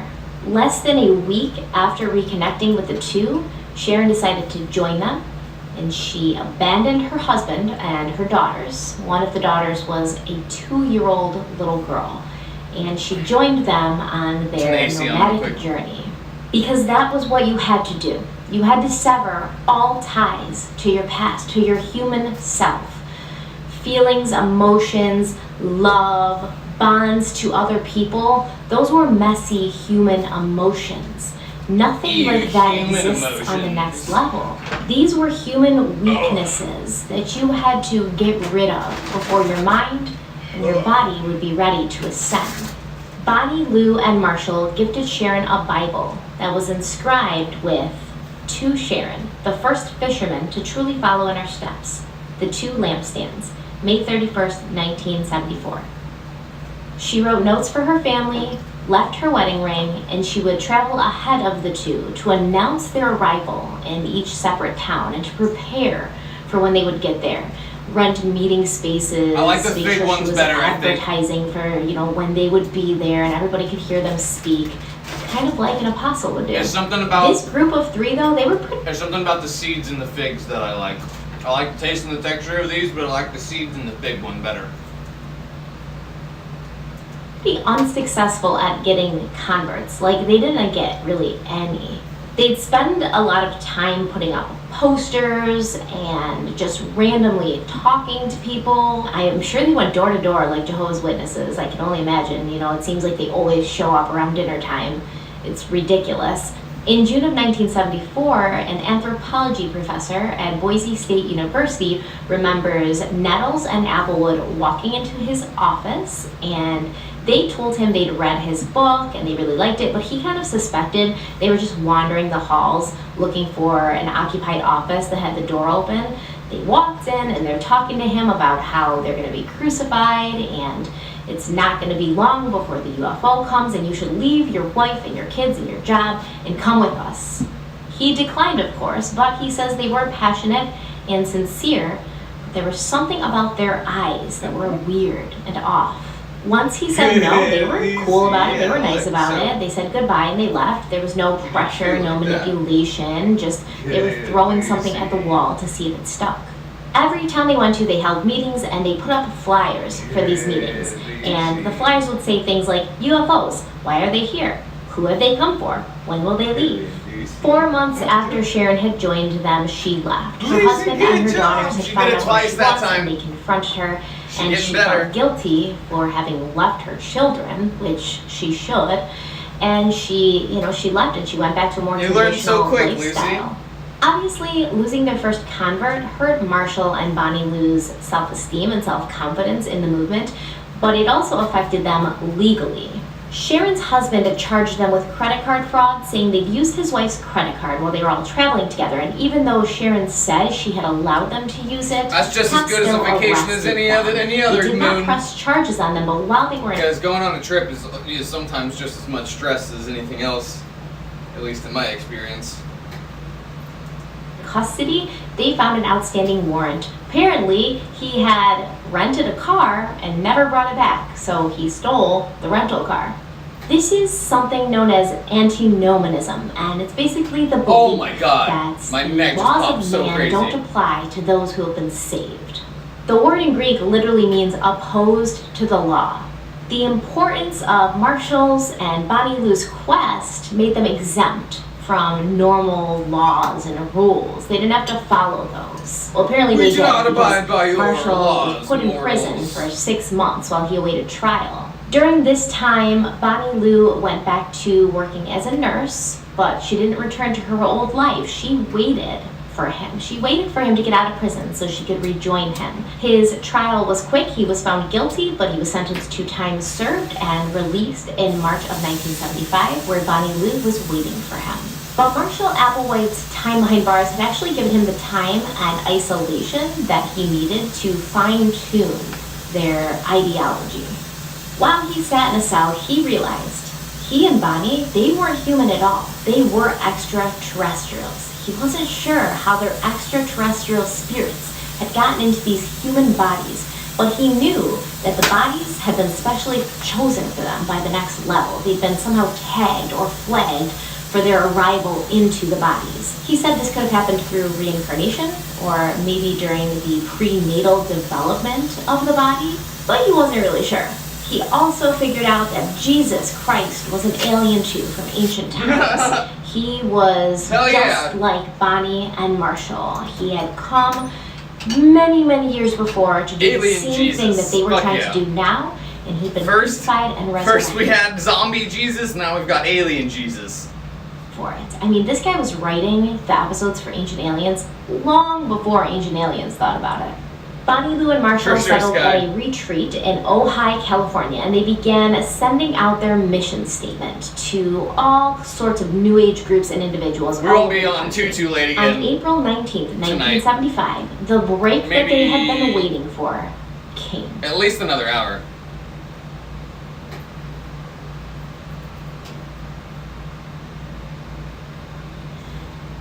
One of the She didn't edit out organizations that to part, receive the that's mailing hilarious. was an LA-based metaphysical group run by a man named Clarence Klug.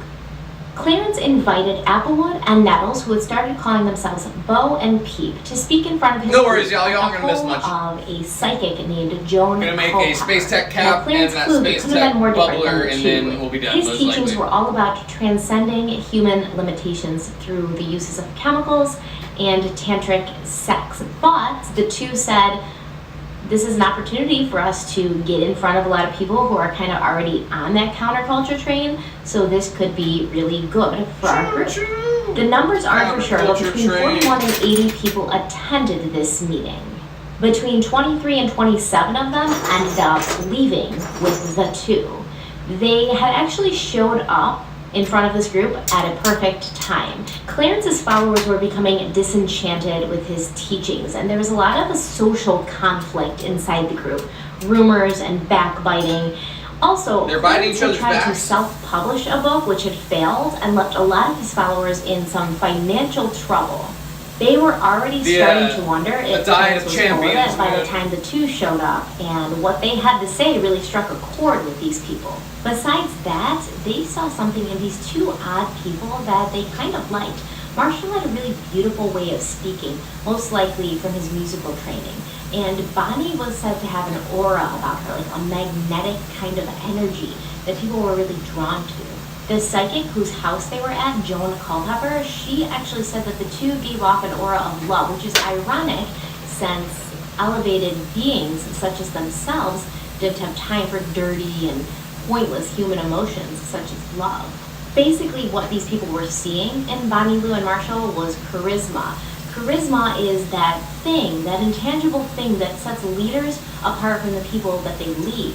To the people who are in the presence of someone who possesses charisma, they are enchanted by the natural way that this person Yeah, because we go like acts, this. and they almost misinterpret it as this person being special or higher than other people.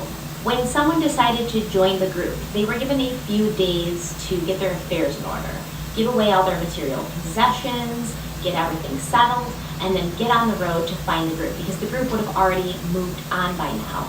And a lot of past members who had left the group before the suicides in 1997, they said this was almost a test to prove your loyalty to the group. You wouldn't really know where they had moved on to. They would tell you where they were headed, but they wouldn't tell you exactly how long they would be there or where they were going next. And back in those days, there weren't cell phones, there wasn't email. You just kind of had to figure it out. And if you could find them, then you proved that you were worthy of being one of them. But this LA gathering was when they went from being two people who believed they were aliens to founders of a religious and spiritual movement. It also gave them more legitimacy in the eyes of other potential converts. It was a lot easier to join a UFO group that had many people in it as opposed to just two random people wandering around telling you they were aliens and you should come with them on their spaceship. On September 14th, 1975, Nettles and Applewood Almost burnt had the bunny. a meeting at the Waldport Inn in Waldport, Oregon. They walked away from this gathering with another new impressive group of followers. Between 20 to 35 people from that meeting went with them. During the meeting, their message was clear. We are from a higher level, the next level. We are millions of years old, and we have come down to Earth to give you all the opportunity to come back with us to the next level. This world is done. It's corrupted. It's evil. I hope she plays it's been more of his destroyed videos. by the people who have been living here. It's pretty much on the verge of just being wiped out. So we're giving you guys the opportunity now to come with us to this heavenly utopia on a different planet before that happens. The next level is a physical place you could reach with your physical body, and this process would be known as human individual metamorphosis, which would change the human body into an alien life form that could survive and flourish in the next level. You don't have to die, but you do have to sever any and all connections to the physical world.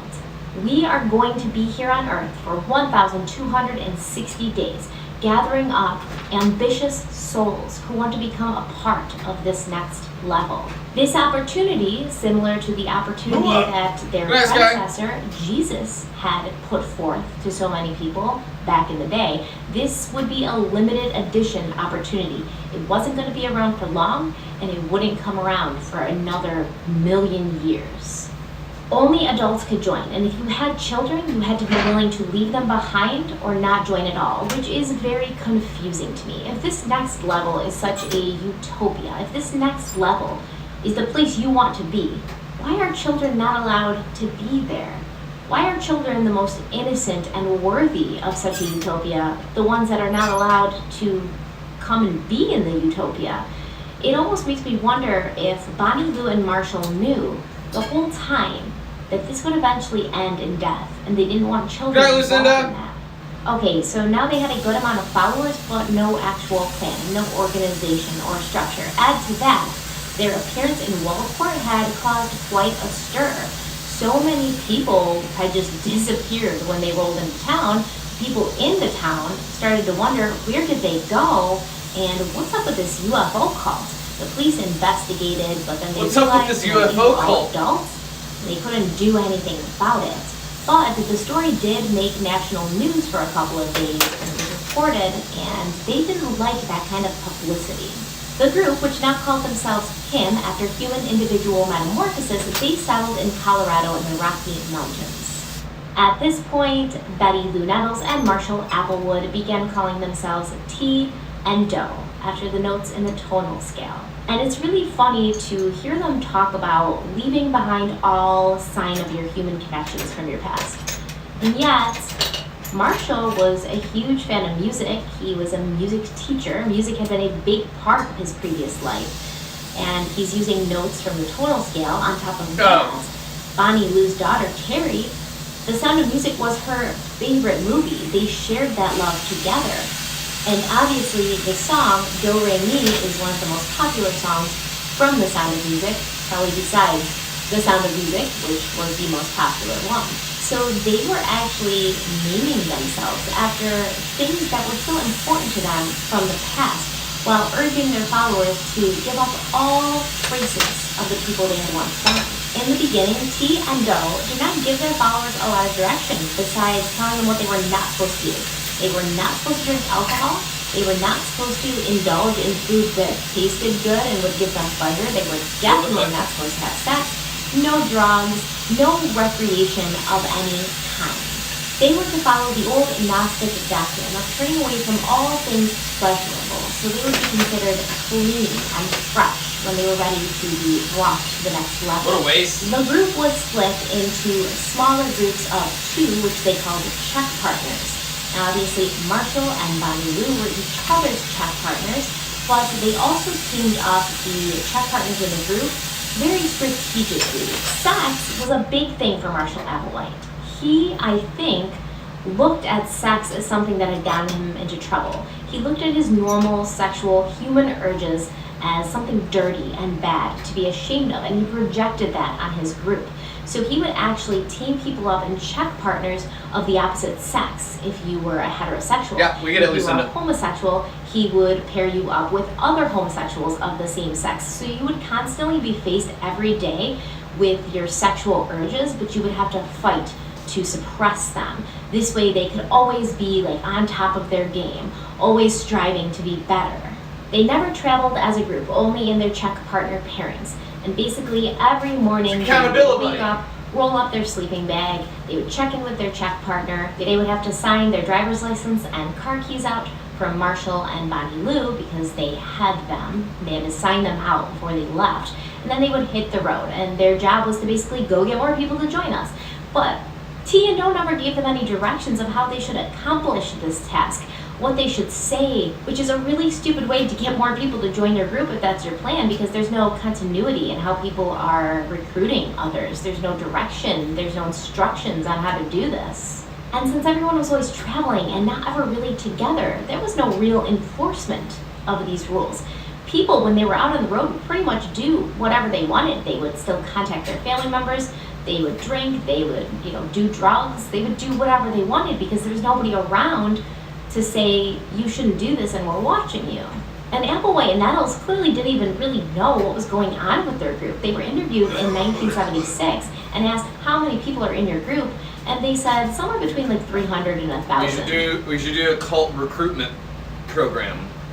Every person you recruit into the cult, you get a point, and then we can do a point system for rewards. Which is a pretty wide gap. If you don't know if it's closer to 300 or closer to 1,000, do you even know what's going on with the people in your group? Half the followers fell off around this time, and the reason for that is because there was no actual structure. So a lot of people would go out on the road and they would just never come back because they were like, this is boring, this sucks. Other people, especially the ones who had come from Clarence's group, the tantric sex group, they were frustrated by the fact that everybody was always talking about sex, but nobody was allowed to have sex. So they did lose a great amount of people during this time of uncertainty. Tired of just talking about it. They decided they needed to get organized because their group was falling apart. They had to settle somewhere more permanent, stop recruiting, and focus on teaching the people they still had about the next level and about how you got there. On April 21st, 1976, Bonnie Lou Nettles announced to the group, the wandering is done. The harvest is closed. Basically, that means we're not taking on any more people. They ended up in a more permanent settlement in Medicine. Hey, I thought we were supposed to be fucking. And there was about 80 no, we just talk people about there it. At this time. Oh. They cultivated a more strict lifestyle. All teachings and instruction came directly from the 2 hours and hours and hours of teaching and instruction, and the defection rates fell. Later that year, the group would run out of funds, and some of the members would have to go out into that evil, dark world to get jobs, to get money, to survive. And you would think at this point that the defection would again continue to rise because people had to go out into the real world and they would see how different it was than what they were dealing with in, their little group of UFO believers. Sure. But it didn't actually. It stayed pretty much leveled out. People just went out, worked, got some money, and came back. The people who had remained with the group, talk about it. No sex for you. We just talk about it. Struggle, they seemed to actually really want to be there. One of these members who joined in the early days and remained with the group throughout its entire lifespan was named David. His mother, Nancy, clearly remembers the confusion she experienced when she found out from one of her other sons that his brother David was leaving, and if anybody wanted his stuff, come get it because he was getting rid of it. This was the summer of 1975, from all the soot from my fingers. All over for David. She went to San Francisco where he lived and she couldn't find him. She called everyone that he knew, and eventually she got a hold of one of his friends named Lacey. Now Lacey was also joining the group, and when Lacey talked to Nancy, she said, we know you want us to come and say goodbye, but we're not going to do that. T and Doe say we should not do that. And Nancy begged with this girl on the phone, please, I will not stand in your guys' way. I just want to hear from the mouth of my son that this is what he really wants. The next day, David and Lacey show up at Nancy's front door, and they sit down and they talk about their decision to join this group and leave. David said he had gone to a few meetings, and what the two had to say, it really spoke to him. He said, I'm not sure if this is what's right for me, but I'm going to find out. And if it's not good and it's not right for me, then I'll just come home. And Nancy thought, well, that's fair enough. She hoped that he would just go to this place and hang out with this group for a few months before getting bored or wanting to move on to something else, and he would come back. She knew her son was an adult and she couldn't actually physically force him to stay. She also knew from hearing him talk that he seemed really sincere and excited about being a part of this group, so she had to let him leave. A week later, she received a postcard from David saying they'd found the group in Southern California, camping, and that he was there with them, he was okay, and he would be in touch soon. Nancy would live with this uncertainty, never knowing when she would hear from him, not knowing if he was okay, where he was, who he was with, for 5 years before she decided to do something about that. And we will get to that in a little bit. Another member who calls himself Sawyer, he signed up in Oregon and was instructed to meet the group in the Rocky Mountains when they were camping out there. He said as soon as he got there, they cut his hair off and shaved his beard. And they did this to everybody, women included. They wanted to make everybody look the same and genderless. They didn't want you to identify with any particular sex or gender. They didn't want you to identify at all with the person you had been previously to this. So they basically took away individuality by making everybody dress the same and look the same. You even had to choose a new name for yourself because they didn't want you to use the same name you had used in your past human life. Usually these names would end in Odie, the sound Odie, O-T-I. So Dance Odie, Tone Odie, Live Odie, things like that. Those were the names that they would pick. And they could pick their own names, but they had to pick a new name. According to ex-members, T and Do would hold these classes together, but it was pretty evident that T and Do were not equal. Applewhite was clearly deferential to Nettles. She was his elder partner. She knew the most about astrology and spiritualism, and he would go to her with questions when he was feeling confused or lost about something. Everyone pretty much saw her as the true leader, and once again, people would often say when you were around her, there was a certain charge and energy and electricity coming off of her. She felt different to them than he did or than anybody else. Sounds like she was confident. The difference of levels of knowledge was pretty clear to anyone who was around the two, and they were often not on the same page. They did record a lot of their classes. There's over 100 hours of these recordings, and you'll sometimes hear Marshall will say, you know, close your eyes, and then Bonnie Lou will come in and say, no, you have to look up. So they didn't really know what they were doing. They didn't know what they were talking about. They were kind of just flying by the seat of their pants, and they would always recover from this and make a joke about it, and you know, it wouldn't be awkward, but it's pretty evident that they were making this up as they went along. I mean, in my opinion, if you are both millions of years old, you should probably have figured out this process by now and be on the same page about how you're going to teach it, like get the syllabus or something. They would often be asked, what's the next level like? What kind of place is it? What happens there? And they would say, it's impossible to talk to you guys about the next level because your minds aren't elevated enough to possibly understand what we would be saying to you. Or do you just not know what it's like because you're not aliens and you've never been to the next level?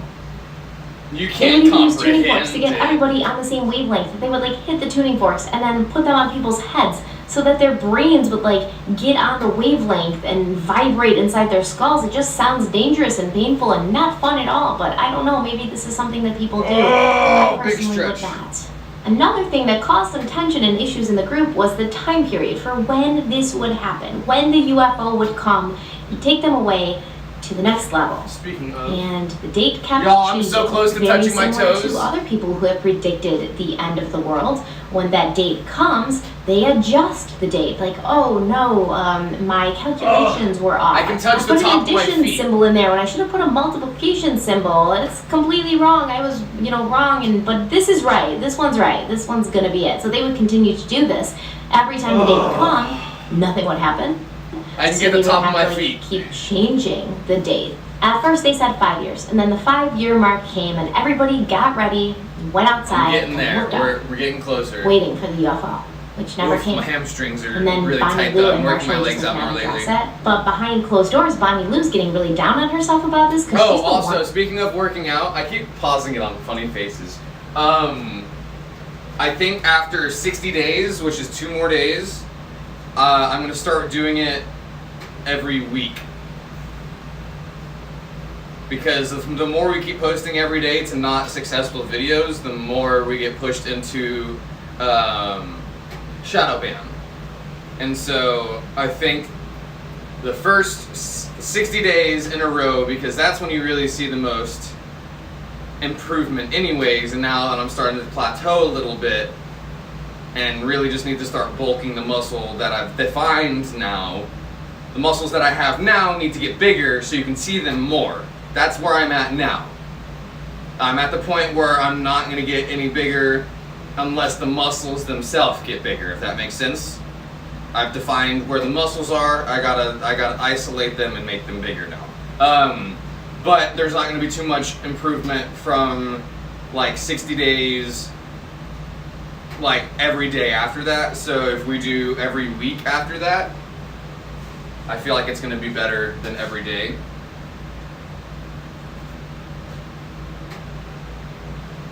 Especially if we keep getting banned on TikTok, banned for live, because live is the only thing that's been keeping the channel going. We would have been losing a bunch of followers if we haven't been going live. there lately. And I mean, now we've only been going live 2 days out of 2 weeks now. Will be 2 weeks after our ban. I don't know. Maybe every other day,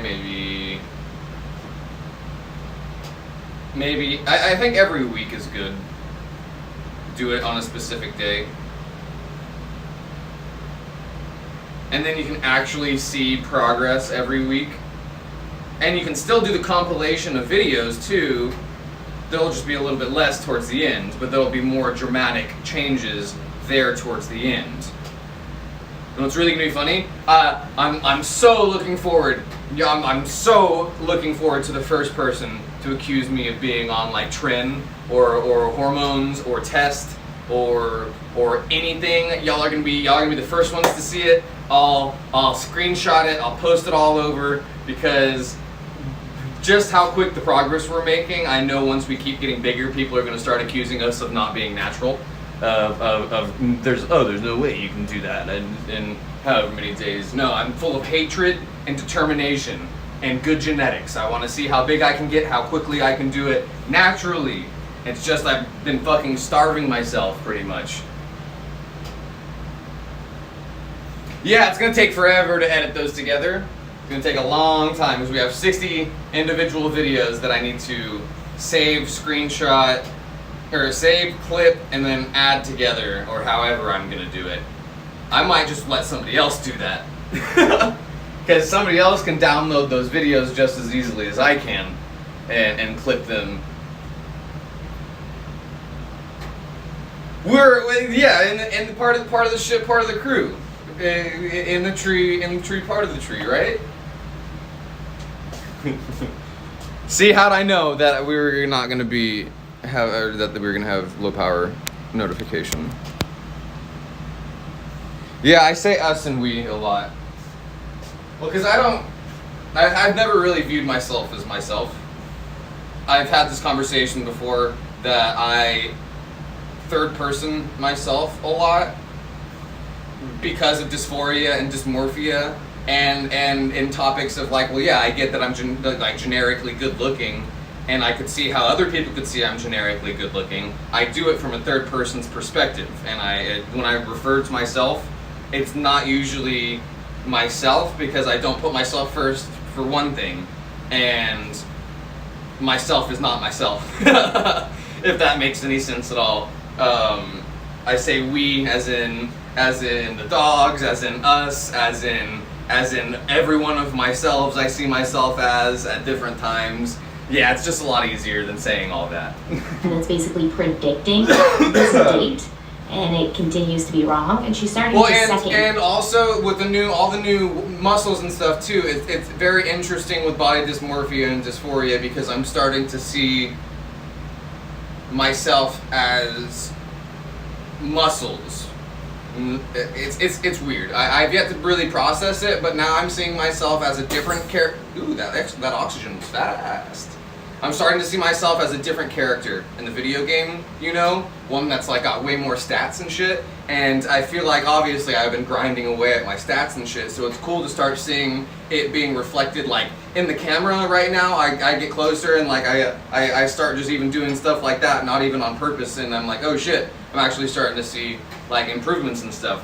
So it's very much from a third person perspective when I rationalize it a lot, because I'm like, yeah, you're just customizing your cutscene character, right? Because this is me, obviously, but then me on the camera, me on the screen is different, and that might be. I think y'all who are neurodivergent and also some of y'all who are non-binary and trans get that more than anybody, because you're like, yeah, no, I get it, because you are not yourself and you're trying to be yourself, and yourself is someone who you can model, who you see yourself after. You see, there's layers to it, and it's a lot easier to explain it as just like a video game character.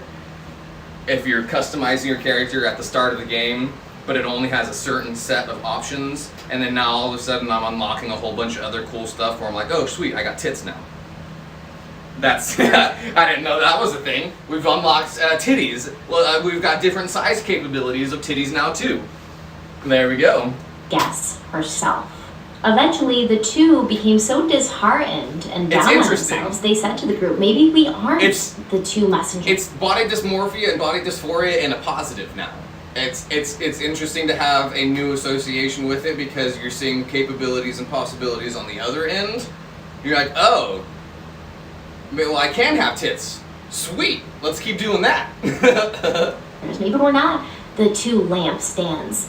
Maybe we're nothing. You know, we've been wrong so many times. And that's when their followers banded together and bolstered the hopes of their leaders. They said, no, you are who you No, you are special. You absolutely are. This is just a test from the next level to see if we're loyal enough to follow you even when you're wrong. This is just a test for us to see if we're ready. This is just another test. That's a hell of an echo chamber. And Bonnie Lunettos They were legitimately like, yeah, no, we're wrong. Sorry, y'all. And they're like, no, this is a test. Even when you're wrong, you're right, and we've got to keep going. What the fuck? About her wrong predictions for when the UFO would come. Thank you. She was starting to lose her mind. And they move. I can move them. And the more they move, and her like, own powers. wait, oh, I'm sorry. And while she and Marshall were preaching day in and day out about how there's lots you did to not it. sever your ties with the past. It's like that one TikTok where the guy's like, you want this? And the guy responds to it and he goes, and the more the guy does it, the more his head goes like that. You what would happened? not be allowed on the next level. She was not following her own teachings. Since Y2K, we're watching Heaven's Gate now. I'm talking about my titties. That she loved to watch The Sound of Music with. Well, she was still writing Terry. They're distorting Texas. One a month. The Panhandle is. She would also send Terry money to help now. out the family that she had left behind. Terry still has the letters, all 47 of them. Bonnie would write to Terry and remind her to take her vitamins and take care of herself. Send my love secretly. Do you want this? And the guy's like, because nobody else could know that Bonnie was writing Terry. She had to send her love secretly. And like I said, she would send her money and she'd say, listen, don't tell anybody where this money came from. If you keep this promise, and I'll know if you don't, I'll send you more money. If you don't. She was sending the group's money to her family that she had abandoned. A small hint that Bonnie Lunettos was starting to second-guess herself and the life she'd chosen comes in the form of a letter she wrote to her daughter Terry. well, and that she's sending money back. I'd say fortifying your family and being like, hey, here's some money. Sorry about abandoning you. Is starting to reopen that dialogue and to let you back in. So she's already second-guessing. She's doing all that. This is gonna fall through, isn't it? Oh, nope. And by all means, conform to society so you will have peace of mind. Give my love silently to everyone. Love always, Mom. P.S. I am not where the postmark showed. I want to hear the letter. Nobody else could know that Bonnie was writing Terry. She had to send her love secretly. And like I said, she would send her money and she'd say, listen, don't tell anybody where this money came from. If you keep this promise, and I'll know if you don't, I'll send you more money. And she was sending the group's money to her family that she had abandoned. A small hint that Bonnie Lunettos was starting to second-guess herself and the life she'd chosen comes in the form of a letter she wrote to her daughter Terry on August 13th, 1982. It said, Terry, if you are with others, please don't let them know who this is from. I am well and safe as of now. I do hope you and Joey and the twins are all okay. Be good, strive for goodness, and by all means conform to society so you will have peace of mind. Give my love silently to everyone. Love always, Mom. P.S. I am not where the postmark shows. What the fuck? By all What a means, weird conform letter. to society so you will have peace of mind. Did that mean that Bonnie Lou did not have peace of mind because she had chosen to not conform to society? Conforming to society was everything Bonnie stood against. Why would she be telling her daughter to conform to society for peace of mind? Was it because she had found that maybe this path that she'd taken wasn't the right path after all? She was so far down it, so deep into it, she'd already left her family. She had people looking up to her now. She couldn't back out. Terry thinks this was her mother expressing her desire to leave the group, but not knowing how to. Where the fuck And is does the the fact that Bonnie was goddamn still poker? contacting and clearly thinking about the children and the family she'd left behind, does that mean that she didn't think you had to sever your ties to your emotions and your family and your loved ones in order to make it to the next level? Did she not even believe there was a next level? Because according to what she and Marshall told their followers, you can't reach this next level if you're holding on to the baggage from your past. So did she know she wasn't going to reach the next level? Did she care? Did she believe it was there? We will never have the answers to the questions of how Bonnie Lou Nettles felt at this time about everything. Because unfortunately, within a couple of years, she would pass away. But we'll get to that in a little bit. As more time goes on, the families of the people who had left to be a part of this UFO group, they were getting more and more concerned, especially Nancy, David's mother. David had been with the group since he was 19, and 5 years had passed. Nancy had thought he was going to come home by now, but he never did. He was young and just trying to find himself like so many other people of that generation. Nancy remembers that in his youth he was kind of hyperactive and never settled down, and when he was a teenager he seemed aimless.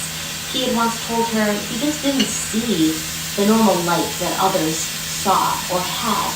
He just couldn't imagine graduating from school, getting a job, getting married, having kids. It just didn't seem like that was for him. After the day he came to say goodbye to her at her house, she didn't hear from him again. And she lived day in and day out with the anxiety and the worry and the stress, and she started to just get depressed, thinking, like, nobody understands how I feel about this. Nobody gets it. I can't even talk to anybody about this. And then one day it dawned on her, people do understand. There are other people like you who have lost loved ones to cults. And you can reach out to them, and you can help each other, and at least be a support system for each other. She got right to work sending out letters to others who had lost loved ones whenever Marshall and Bonnie Lou rolled into town. They all started contacting each other, sharing information, and eventually she started a newsletter where she could send it out every month with new information, what people thought, where they might be, all this stuff to just keep everybody apprised of the situation with the group. She even attracted some media attention. The San Francisco Chronicle did an interview with her, and the day she got back from San Francisco doing the interview, there was a message waiting for her on her machine from her son, David. It appeared that Marshall and Bonnie Lou were not too happy about Nancy digging around and exposing their private business. At this time, there was a lot of deprogramming going on with other cults. So basically, deprogramming is when you kidnap somebody from a cult, or what you think to be a cult, and you bring them home and you like reverse brainwash them to get them unbrainwashed from brainwashing that happened earlier, so you brainwash them again.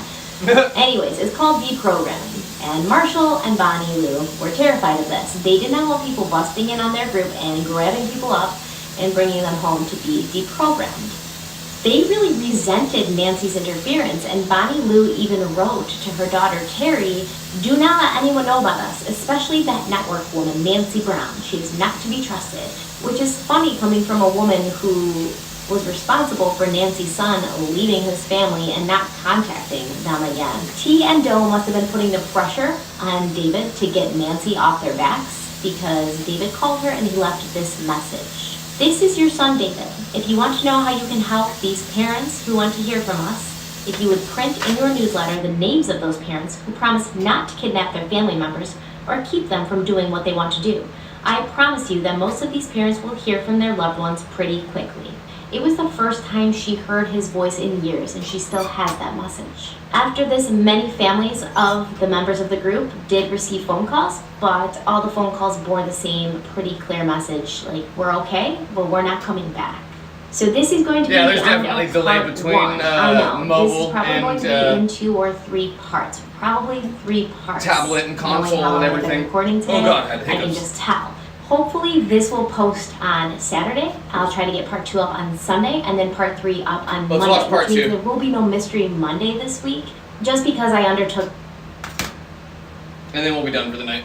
Hello everybody, and welcome back to Oh, I my love your channel. hair. So this is part 2 of the Cults series concerning Heaven's Gate. If you haven't seen part 1 yet, I will place a card here for you, and I will also place the link in the description box so you can go and watch part 1 before you watch part 2. This series is also going to be followed by a 3rd part. It's 5:30 in the morning here, I'm trying not to be too loud so I don't wake anyone up, especially a little 2-year-old named Bella who wakes up all the time. I just saw a commercial and it said, you spend half your life in bed, so it's important to have a good mattress. I don't know if they were exaggerating these statistics, because first of all, that's depressing, but I don't know who these people are who are spending half their life in bed. Because it's not me, which I guess I should be happy about, because like I said, that's depressing. So without further ado, let's just get right into part 2, because we have a lot to cover today. April 15th, 1985 is the last time that Terry will receive a letter from her mother, Bonnie Lou Nettles. The letter is signed. Try to send all that in one message, please. It's hard for me to read when they're separate like that. Your mother, all my love.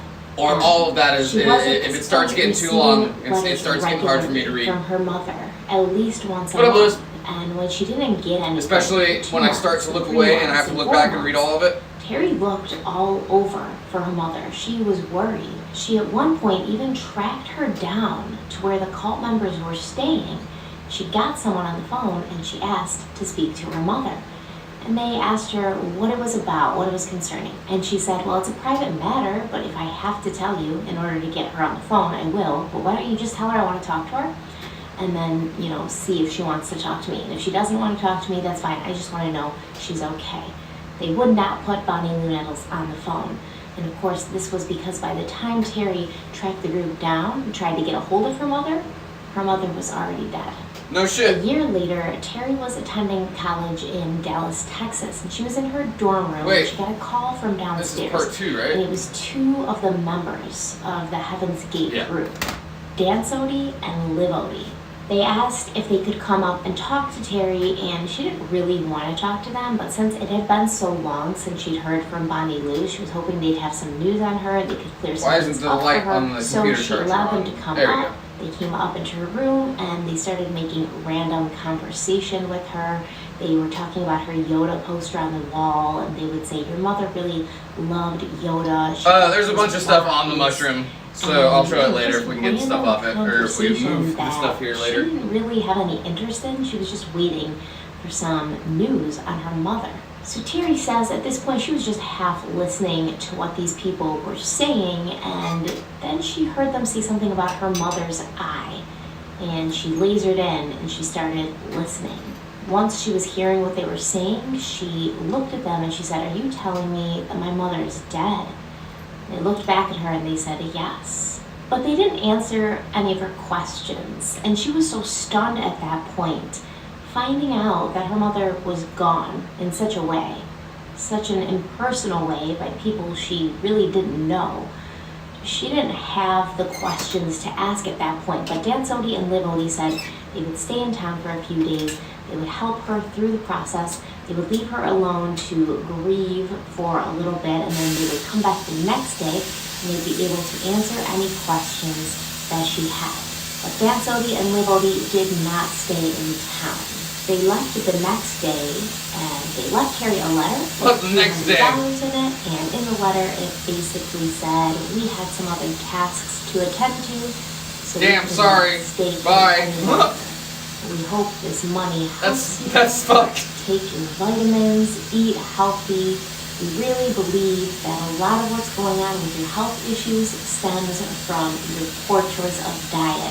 And if you eat healthy and live the right way, you'll be healed, basically.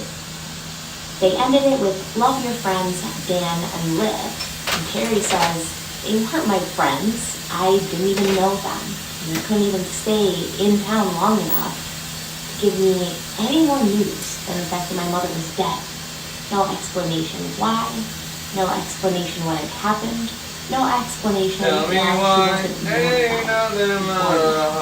But she would get some answers, because one day a cassette tape from Marshall Applewhite arrived at her dorm room. In this cassette tape, Marshall gives a message to her about why he didn't let her know about her mother's death previously. The tape's 27 minutes long, and in it he says he's sending it to help Terry with her pain and grief. But it's very clear to see, listening to his voice on the tape, listening to the message that he has to say, that he is the one who is entrenched with pain and grief. Maybe he's recording this tape to help some of his pain and grief and to alleviate the guilt that he probably felt from having Bonnie Lou die and not telling Carrie until now. He seemed aimless now. He didn't have the answers. He didn't know how to lead himself, much less a group that he had started with his senior partner, who always had all the answers and always had the direction. And now he was left with no answers and no direction. Apparently, Bonnie Lou Nettles had a kink in her back that was causing her... Yeah, that's another reason I said that it needs to be... That messages need to be kept to one message, not multiple messages like that, because I almost missed Lewis's message too. So large, it was pushing her diaphragm out of place.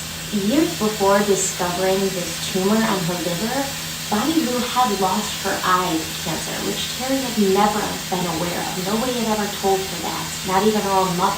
According to Marshall, by the time the tumor on her liver was discovered, it was too far gone to do anything about it, so they began hospice care, and she died just a few days later.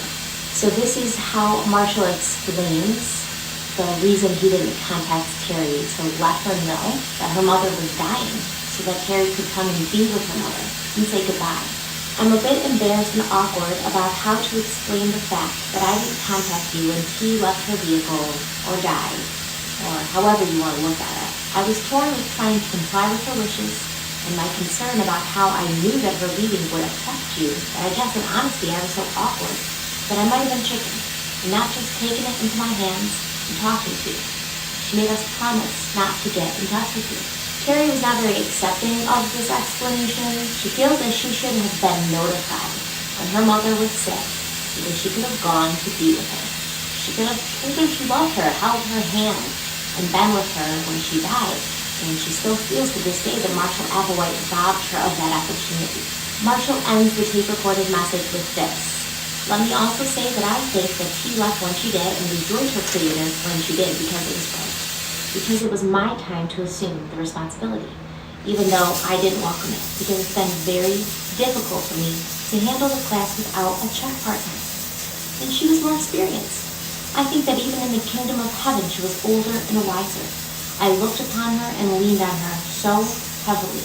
And now I have to look upon her in a different way and assume responsibility that is certainly more difficult for me. But I hope that I can rise to the occasion for whatever time there is left for this task. It's a bit ironic that when we try to live in a way that is as pure Yeah, just remember, I can't read everything as it comes by, so the more it's abnormal for people to live without sex.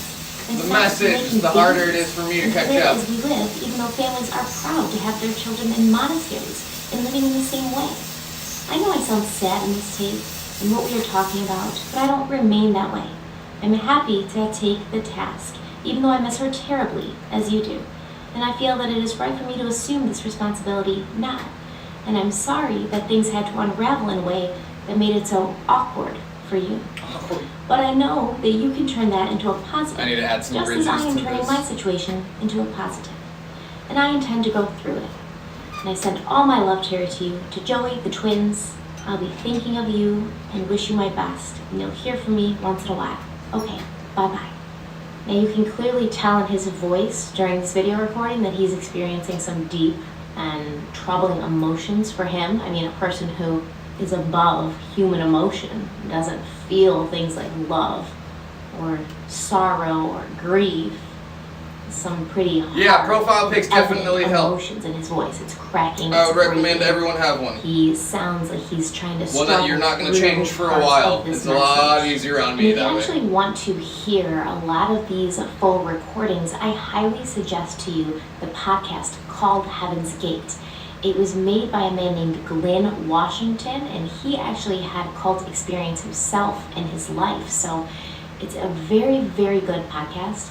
It has a lot of great perspective from the point of view of somebody who actually had a cult experience. As far as material for Heaven's Gate, if you want to research further, that podcast, The Heaven's Gate by Glenn Washington, and the book by Ben Zeller that I told you guys about in part 1, it was called Heaven's Gate, America's UFO Religion. Those two research resources were my go-tos because they just had the most information, and I also felt like they had the best kind of open-minded perspective when it comes to this kind of group, because sometimes it's hard to call Heaven's Gate a cult, and we're gonna find out why going Yeah, forward. Jay, your name is Obviously easy caused some to problems recognize. with the group because they had always been I noticed the told two Ys that the before I two noticed anything could not else. die of natural deaths. That if anything happened to them, where they were sick or mortally wounded, the alien Of course I don't have any water in here as soon as I sit inside of down. them would heal their bodies. They were also told that you could not ascend to the next level if you died this way, a natural human death. But here T was. She had suffered and died in front of them. And how could he explain this? How could they be the two when there was only one? A feeling of confusion swept through the group, but they only lost one member at this time. Applewhite was able to spin it and explain to them that he didn't really know exactly what happened, but T was waiting for them on the next level. He theorized that the human body, the human shell, the human vehicle that her extraterrestrial being had been occupying just couldn't handle the spiritual energy of the otherworldly being that was inside of it. And because of this, it started dysfunctioning and breaking down. And the cancer was basically a symptom. So basically, she was so strong, so powerful, so mighty, that her human vehicle couldn't hold her spirit any longer. And she had to go to the next level prematurely. She was waiting for them. So don't worry guys, you're gonna see her again soon. The group really had no choice other than to accept it as a test of faith and loyalty and move on. This is the point where Applewhite did mention something. Do you see how showed a defined shift her in neck his muscles are? ideology and the Because way how he much would she teach talks. She going talks for forward. profession. He mentioned, And I'm hey, starting to maybe notice mine these do earth it bodies as well. are too weak for our extraterrestrial spirits, and we might have to abandon our earth bodies as well in the future. And he kind of left it at that. He just kind of, dropped it there, saw if they would pick it up. But he was starting to plant the idea of suicide in their minds. The main proponent. Yeah, it's just like any this other muscle. group So you see how before she this time you can has get her into emotion heaven in her neck a without lot. dying. You don't have to die to become an immortal being in the utopian The definition universe. around her voice You can box burn your and the physical body muscles there, here. and then the aliens are going to change. That's your also physical why at body. the beginning when we started watching her, she didn't have as defined of a jawline. The more you talk, the more you do this, the more you work the lip muscles, the cheek muscles, everything just starts tightening up all here. So if you, I've been doing the same exercises because I want my jawline, I want this a little bit tighter. So don't do it hard when you first try it, because I know y'all are gonna try it right now as soon as I say it, because that's what people do when you're watching it. So just go like this, you go. And you go out, you go close with your mouth and then open with it. And you're flexing your jaw and your neck at the same time. Only do it once. If you're gonna do it right now, you'll pull something, I promise you, it'll hurt the next day. And the more you do it the other way, do it over here. It works all the muscles in here. And I promise you, if you do it more than once, you're gonna be very, very sore the next day.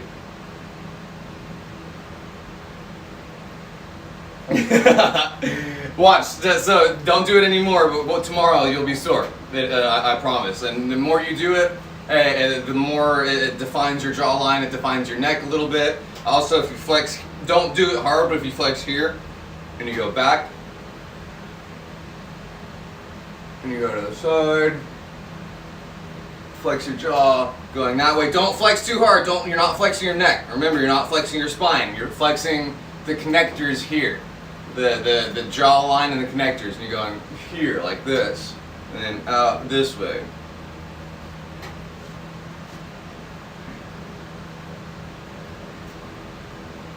Oh, I watched it. I watched that on the video just now. You can actually see it stretch. It's just like any other muscle that you're flexing. It gets bigger, it gets better, it gets stronger the more you do it, the more you exercise them. into a new and improved version of your body that can survive in this extraterrestrial. Oh yeah, the customer service smile will do it too. Now that Bonnie had left her body behind, it hit him very hard, it hit the group very hard. Now he's starting to kind of slowly and subtly introduce the idea that they might have to leave their bodies behind as well. Bonnie Lou Nettles was cremated, and Applewhite led a ceremony while her ashes were spread over the water at White Rock Lake in Dallas, Texas. After she was gone, in a very uncharacteristic move, Applewhite let the group go home and spend some time with their families. Now, I suspect that this was so he could grieve and show his weak human emotions in peace and solitude.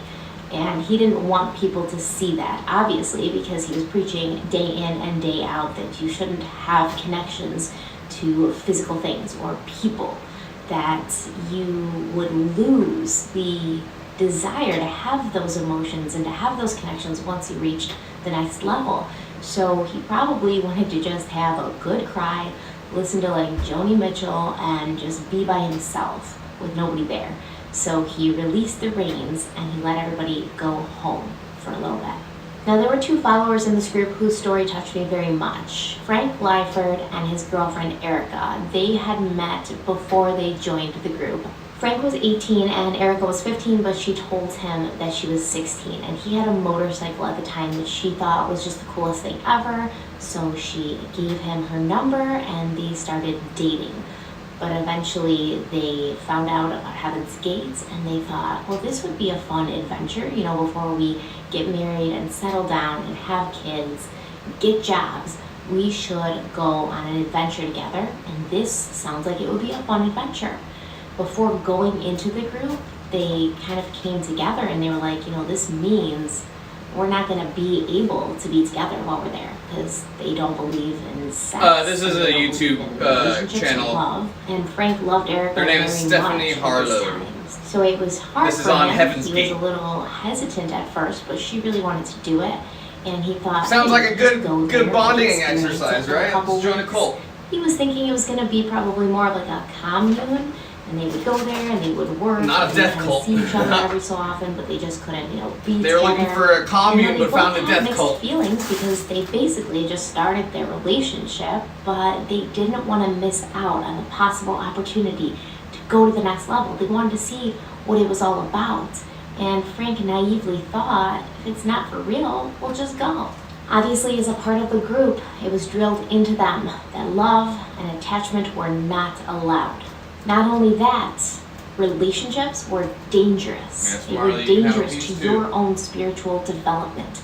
Relationships and love and connection to another person, it would hold you back from reaching your full potential. It would distract you from seeing what you could achieve and doing it, because that was what human emotions were put on earth for, to keep people distracted and their brains muddled so that they wouldn't reach a higher spiritual level. As I'm saying it, it just sounds so selfish, right? Like you can't love other people or be loved by other people because it will prevent you from reaching your full potential. But these people are all about, you know, hating everything that's self-serving, hating everything that puts yourself first. They want to be service-oriented kinds of people who help others. But really what it looks like is you're just severing your connection to the people who have known you all your life. Yeah, Lucy was like, I've been right here the entire time. I get a little piece of that, right? You can achieve what you want to achieve, which is this highest spiritual level. So, I mean, it seems a little contradictory to me, but there's actually a few parts to the Waco one. So the human connection, there's like human emotions, love, it's dangerous to your own 5 or 6 parts to the Waco one. Emotions like this, they don't exist on the next level, which is honestly the dumbest shit I've ever heard, because who wants to go there then? It doesn't sound like a fun place to be. Why do I want to be on the next level if I can't love or be loved? Or if, even worse, I don't even want to love or be loved. It sounds like the love is a human emotion ever, just filled with robots who are just walking around, not falling in love and not having removing sex. the human I don't want to go to the aspect of next it. level. If that's what the next level is, I'll stay here. where you can love whoever you want and eat as much chocolate as you want. When What if it was all made of chocolate? They were told they should not see each other or interact with each other because it would hold them back from their journey forward.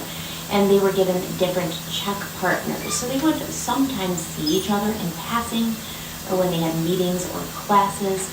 But at that time, their senses were so dulled from the monotony of everyday life, which is basically the same thing every day they would do. It was so structured. Indoctrinated now with the idea that love is bad, sex is bad, any feelings are bad. Their senses were dulled by this. They were numb inside. When Applewhite let everybody go home, Frank and Erica, who both lived in Calgary, they were allowed to travel together. They had to get permission to travel together, but Applewhite allowed it. So they were actually in the airport and they were waiting for their flight. And Frank remembers sitting on the bench next to Erica and just feeling her presence next to him. And he felt this return, this overwhelming sense of love. You know, that amazing feeling that just makes your stomach feel like it's inflated by a balloon and it's pushing up into your chest and it's just gonna like spill out and you have to tell the person that you love them or hug them or, you know, kiss their face. It's how I feel every time I look at my kids. So he reached over to hug her and she looked at him and she said, I'm gonna hug you back because I asked permission from Joe already. He said that if you tried to hug me, I could give you a hug back. They held each other for a couple of moments, probably the first human connection they've really had in so long. And he remembers thinking, let's leave this behind. We can just forget this ever happened. We can be together. He was thinking it, but he didn't say it. And he says, you know, if she had said it to him and he knew that she was thinking it too, it would have been over then. But he was afraid to say anything.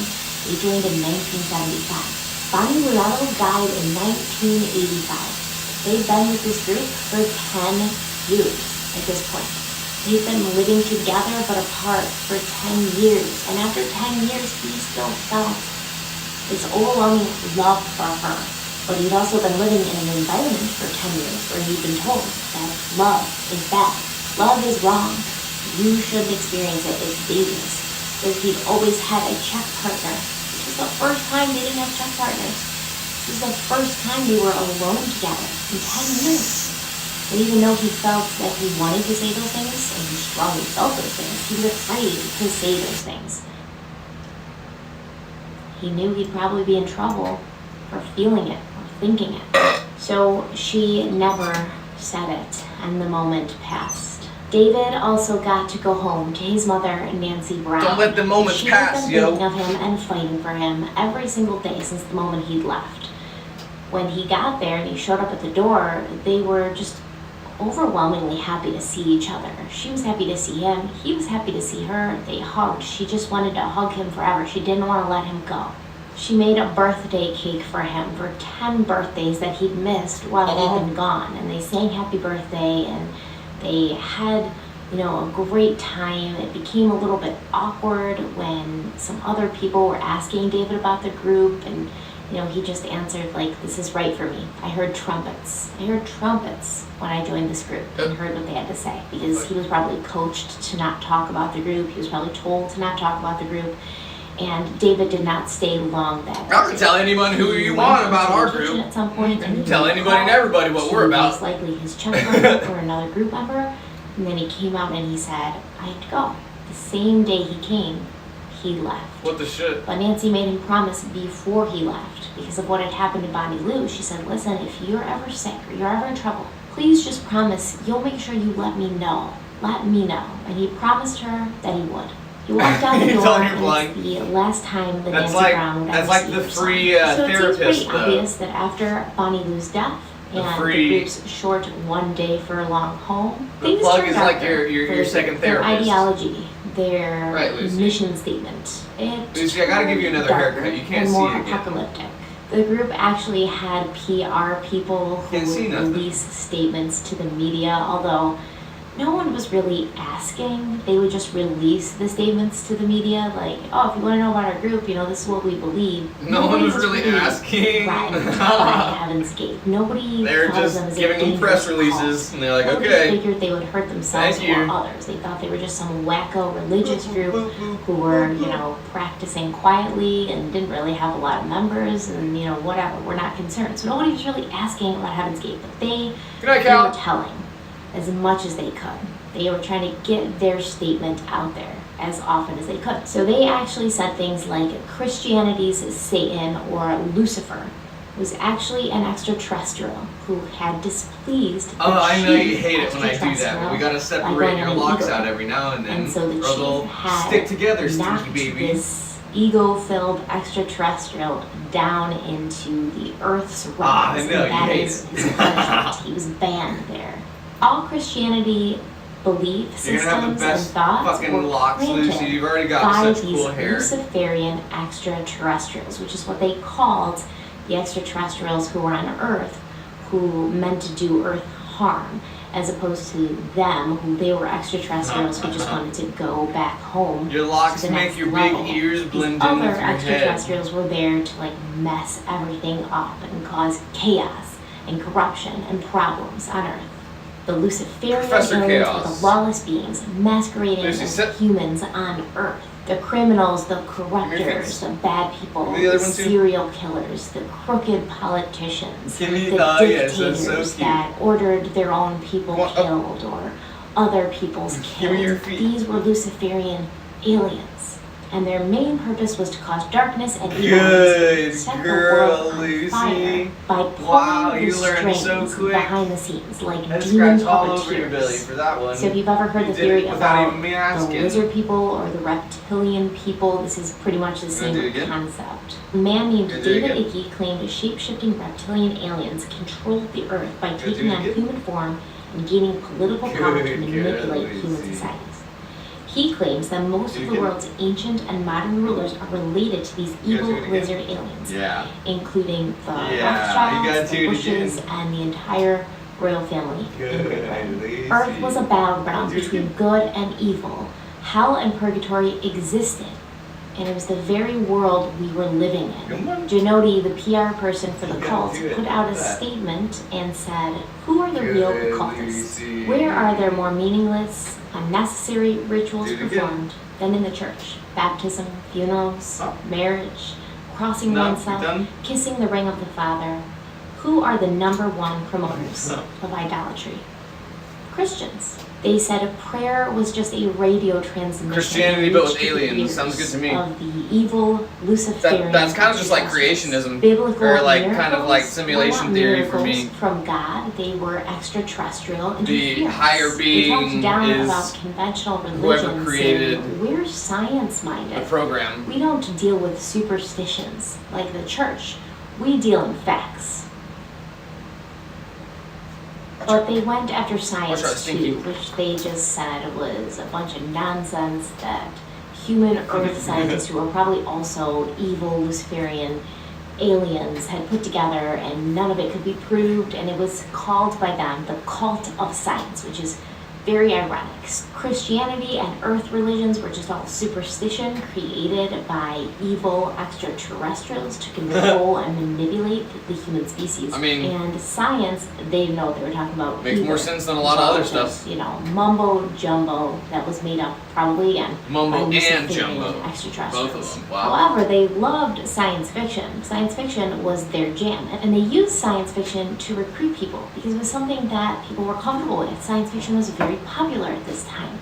We already talked about that in movies, TV, books. It was everywhere, and people were super into it. Super duper. They were huge fans of Star Trek, and they would watch the show on their downtime together. They would use terminology from Star Trek, naming areas in the house after areas in a space show. That's funny. In the early 90s, the group got really involved with the internet, and a lot of members of the group Yeah, this is became where I learned about it. proficient, if not That it was the first. good It was the at first web cult on the design, internet. and actually worked to design other companies' websites for money.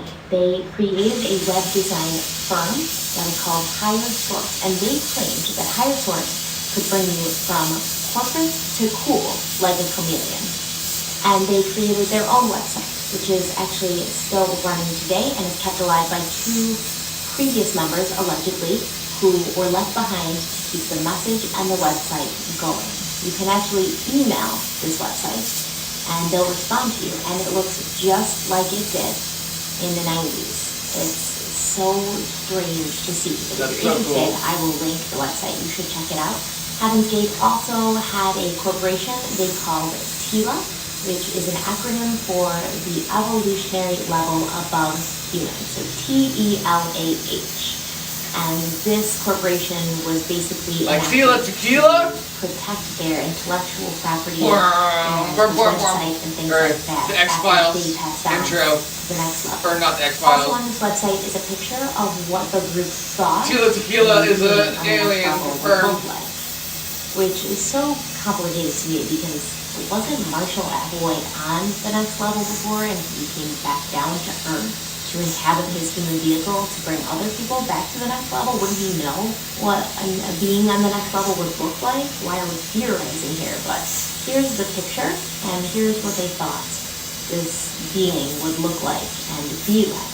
They were described as the ideal form of biological existence. These beings would be pleasant looking, almost childlike or wisely gentle in appearance, and they were ageless and genderless. The aliens were crew-minded, service-oriented, and found things like lust, greed, and self-serving pursuits abhorrent.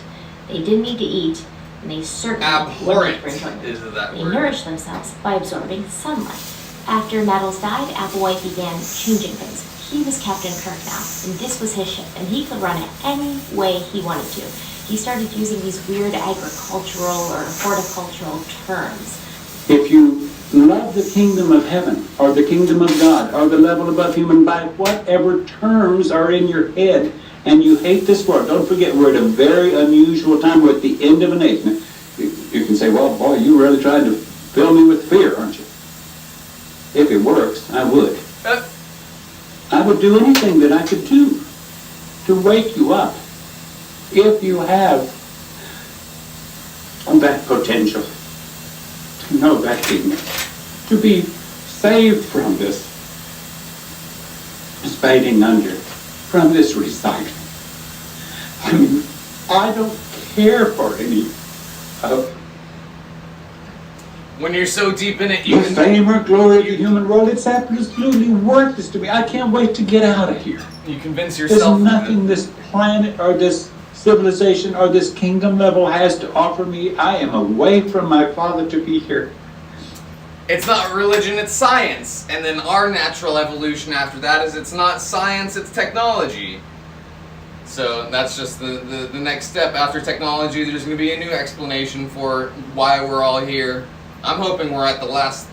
I'm hoping we're at the top level, and after we figure out that we can automate our own artificial intelligence to be in artificial worlds where they don't know they were created, but have the same amount of decisions and freedoms that we have. I think at that point we'll be able to be like, all right, well, this kind of proves that the further we go, the more we can do, and we're part of this cycle. So I hope that we're at that point. We're getting to it. Anything that I could sacrifice in this world is no sacrifice at all compared to what I sacrificed in leaving there to come here to try to help those that were given to me as a task.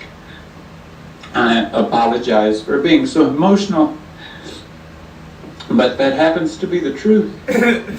I want to leave here. Please. Now, I'm in a vehicle that is already falling apart on me, and I'm desperate to try to help you have a last chance to go. Let's go back to title of tape. Title of tape is Last Chance to Evacuate Planet Earth, to get out of the human kingdom, get out of the planet. You gotta get out of leave here. It literally. You gotta get out of here. Leave it literally means, well, what is literal? That would require that you start identifying with the mind. You see that quick change in emotion when he realized he has to explain the thing that he just couldn't really say. That's where you see the cracks in the facade. When the emotions cut off, when you have to start coming up with things to stay. That takes over the emotion side of your brain. The creativity side and the emotion side coincide. Haha. And then when he's like, oh shit, wait, I'm supposed to be crying right now. And then he's probably going to start crying again here in a couple seconds. That can connect with this information and not identify with the body. He claimed that disease, war, plague, and evil Luciferian aliens had destroyed the Garden of Earth, and it was now time for it to be spaded over. In 1993, something happened in Waco, Texas that would intrigue and interest Marshall Applewhite and start causing him to think a little bit differently about the future. A crazy person Lucy named with a David mask. Grush had been leading a cult in Mount Carmel, which was just outside of Waco, Texas. And because it was indicated that the group possessed illegal firearms and explosives, they were raided by the ATF. 75 occult members died that day on April 19th, 1993. 19 of them were children. According to Frank Lyford, Applewhite watched Waco unfold, and he wondered aloud if his followers would be as loyal to him as David Koresh's were. He started throwing around the idea that maybe they should get some firearms. Maybe they should start arming up because the government was going after religious groups like themselves. And a couple of the group members thought that he was trying to bring in firearms and explosives so that he could almost prompt the government to interfere with their group. That he could kind of replicate what happened at Waco with his group by, bringing in guns and bringing in bombs, hoping that the government would come in and take care of the job for them. This would match with his previous theory of he and Bonnie being crucified by the unbelievers and resurrected 3 days later to bring everybody up to the next level. He then started bringing up the idea of leaving their vehicles a lot more often. The group had actually taken a job testing camping equipment in a warehouse in California. And while they were there in the warehouse that night, they were going to just sleep in the tent and make sure they were structurally sound and fall down on them at night while they were sleeping. I guess it sounds kind of like an awesome job because if I'm going to be camping, it's going to be inside. So after they had gotten their tents set up and everybody was kind of settling in for the night, Applewhite called them all together and he said to the group as a whole, how willing would you be if we had to leave our vehicles behind before we went to the next level? He said he'd already looked into it. He knew how to carry it out, what to use. They would use a barbiturate, which would make them sleep forever. He already knew how to get the barbiturate, how much they would need, which would have freaked me out, honestly, because you're already thinking about this before you even ask. Yeah, sounds like you're kind of already halfway there, homie. Ask the question as a whole, and then he would call on each person individually in front of the group and say, would you be willing to do this? A newer member who had just joined the group about 3 weeks prior to this question being asked said he told the group, this is where I want to be, and I think I can do it. Asking each person separately to say out loud their answer in front of everyone too is to me a manipulation tactic. It's like a group bullying effort. You're going to be more likely to go along with the group publicly and say out loud what you know everyone in the group is thinking or what you think everyone in the group is thinking than you would be to actually express your true feelings. So he knew this. I think Marshall knew this. He knew that everybody didn't want to appear to be weaker than anybody else. And even though they're elevated beings, there's still group dynamics in this group. There's still peer pressure. There's still keeping up appearances. They're still wanting to appear as if you're on board with what everybody else wants because they were crew-minded. They all wanted to be the same. They all were told they had to be the same. So they all had to think the same. Individuality was snuffed out when it was seen. They all had to act, look, and think the same. So if you were going to stand up and everybody else was saying yes and say no, you weren't going to fit in. And that was a lot of these people's problems to begin with, that they had gone through the world and through their life feeling like they didn't fit in. Now they found someplace they did. Were they going to say something out loud that was going to cause them once again to become an outsider? And of course, it was also a hypothetical question, right? So people weren't really like, this is happening right now. We're going to do this right now. Like it was with Jonestown and Jim Jones, who would be like, okay, we're going to kill ourselves right now. Are you guys ready? All right, y'all, here we go. It's more of a hypothetical, like, would you do it? If it ever popped up that we might need to, would you be willing to do it? So it was hypothetical. So a lot of people felt pressured. A lot of people felt like just asking this to ask it. And maybe it's a test, because everything's a test. And they just answered yes, for the most part. Another member who had also just recently joined said no, he didn't think he could do it. He wasn't ready to leave his physical body, and Applewhite was fine with it. He wasn't rude about it, but he said, you don't belong here then, because you're not ready. Like, you're I not bet. As spiritually I'll see y'all elevated later. and opened as we are. Psych, so I won't. you're not ready for this. You're gonna kill yourself. He asked him to leave, and the next day the member left. So there wasn't any Troll doll, use your hair to pressure, hold up really. Mr. Meeseeks. You could say no, but then you would This be is asked to. Heaven's so basically, Gate. you're like 100% Michael Applegate. on board for this, or you can't be here. And Heaven's a lot Gate. of people wanted to be there. The Doomsday A lot Cult. of people considered this group their family at this point. This was, the 90s. Many of them had been there since the 70s. These were people that they knew for years, that they had been with for decades, lived with every day, worked with, ate with, talked with. That was all Didn't they sleep had. with. They didn't want to say, no, I'm not down for this. And Not they to asked call to back leave to the an group earlier that joke. had become their family. Frank Lyford was Good night, not Moon. there. I'll that see you night in the next warehouse. June. He had Moon, already moon, moon. left the That's one of my group. favorite He had episodes noticed of that Marshall Applewhite had become meaner, Jimmy and Neutron. harder since Bonnie Lou had died. Marshall would make fun of Frank's voice. If Frank spoke out in a meeting, he had a naturally deep voice, and Marshall would make fun of him and say, oh, you're just trying to sound more masculine. What are you trying to do that for? And then he would mimic and mock him. Every time Frank spoke out loud, he would be mocked. Sounds like he was jealous. Eventually, Frank became so anxious about speaking out loud, so nervous to voice his thoughts and his opinions, he developed a stutter, which he still carries to this day. Frank Lyford ended up, while he was still with the group, getting a job at a software company, and his boss was a woman who really saw potential in him, who believed in him, who would give him projects to work on, and told him, I trust you, I trust your judgment on this, you do what you think is best. And she would give him shout outs in meetings and say, Frank did an amazing job with this project. He was getting recognition, he was feeling like he was accomplishing something, and he felt like he was part of something that wasn't trying to completely snuff out and crush every bit of creativity We need and to make individuality a in black him. hole. Then he would go back to the Heaven's Millie. Gate home, wherever they were staying at that For time, that pipe we're and working on he right now. would feel like he couldn't be an individual, I knew there couldn't was be one creative. hanging You out couldn't over here. have anything about you that was special, and there was definitely no recognition. So he did end up leaving the group, and Applewhite tried to talk him out of it and said, you don't understand, it's bad out there, Frank. The world's dark and scary, it's bad out there. And Frank was like, yeah, I'd still much rather be out there than in here. Frank packed his He's like, bag cool, I'll take it. while I'll take he it was on. watched by other members to make sure he didn't take anything, because what's he gonna take? You all gave all your stuff away. What's he gonna take? So when that question was asked in the warehouse, Frank wasn't there to answer it. But his old girlfriend, Erica, she was there. And she said yes, unequivocally, without any hesitation, allegedly. This was the first time that they had ever been asked directly if they would consider committing suicide. Well, from that point on, Marshall would mingle the idea of suicide with his teachings. It was a constant reminder that this is not me.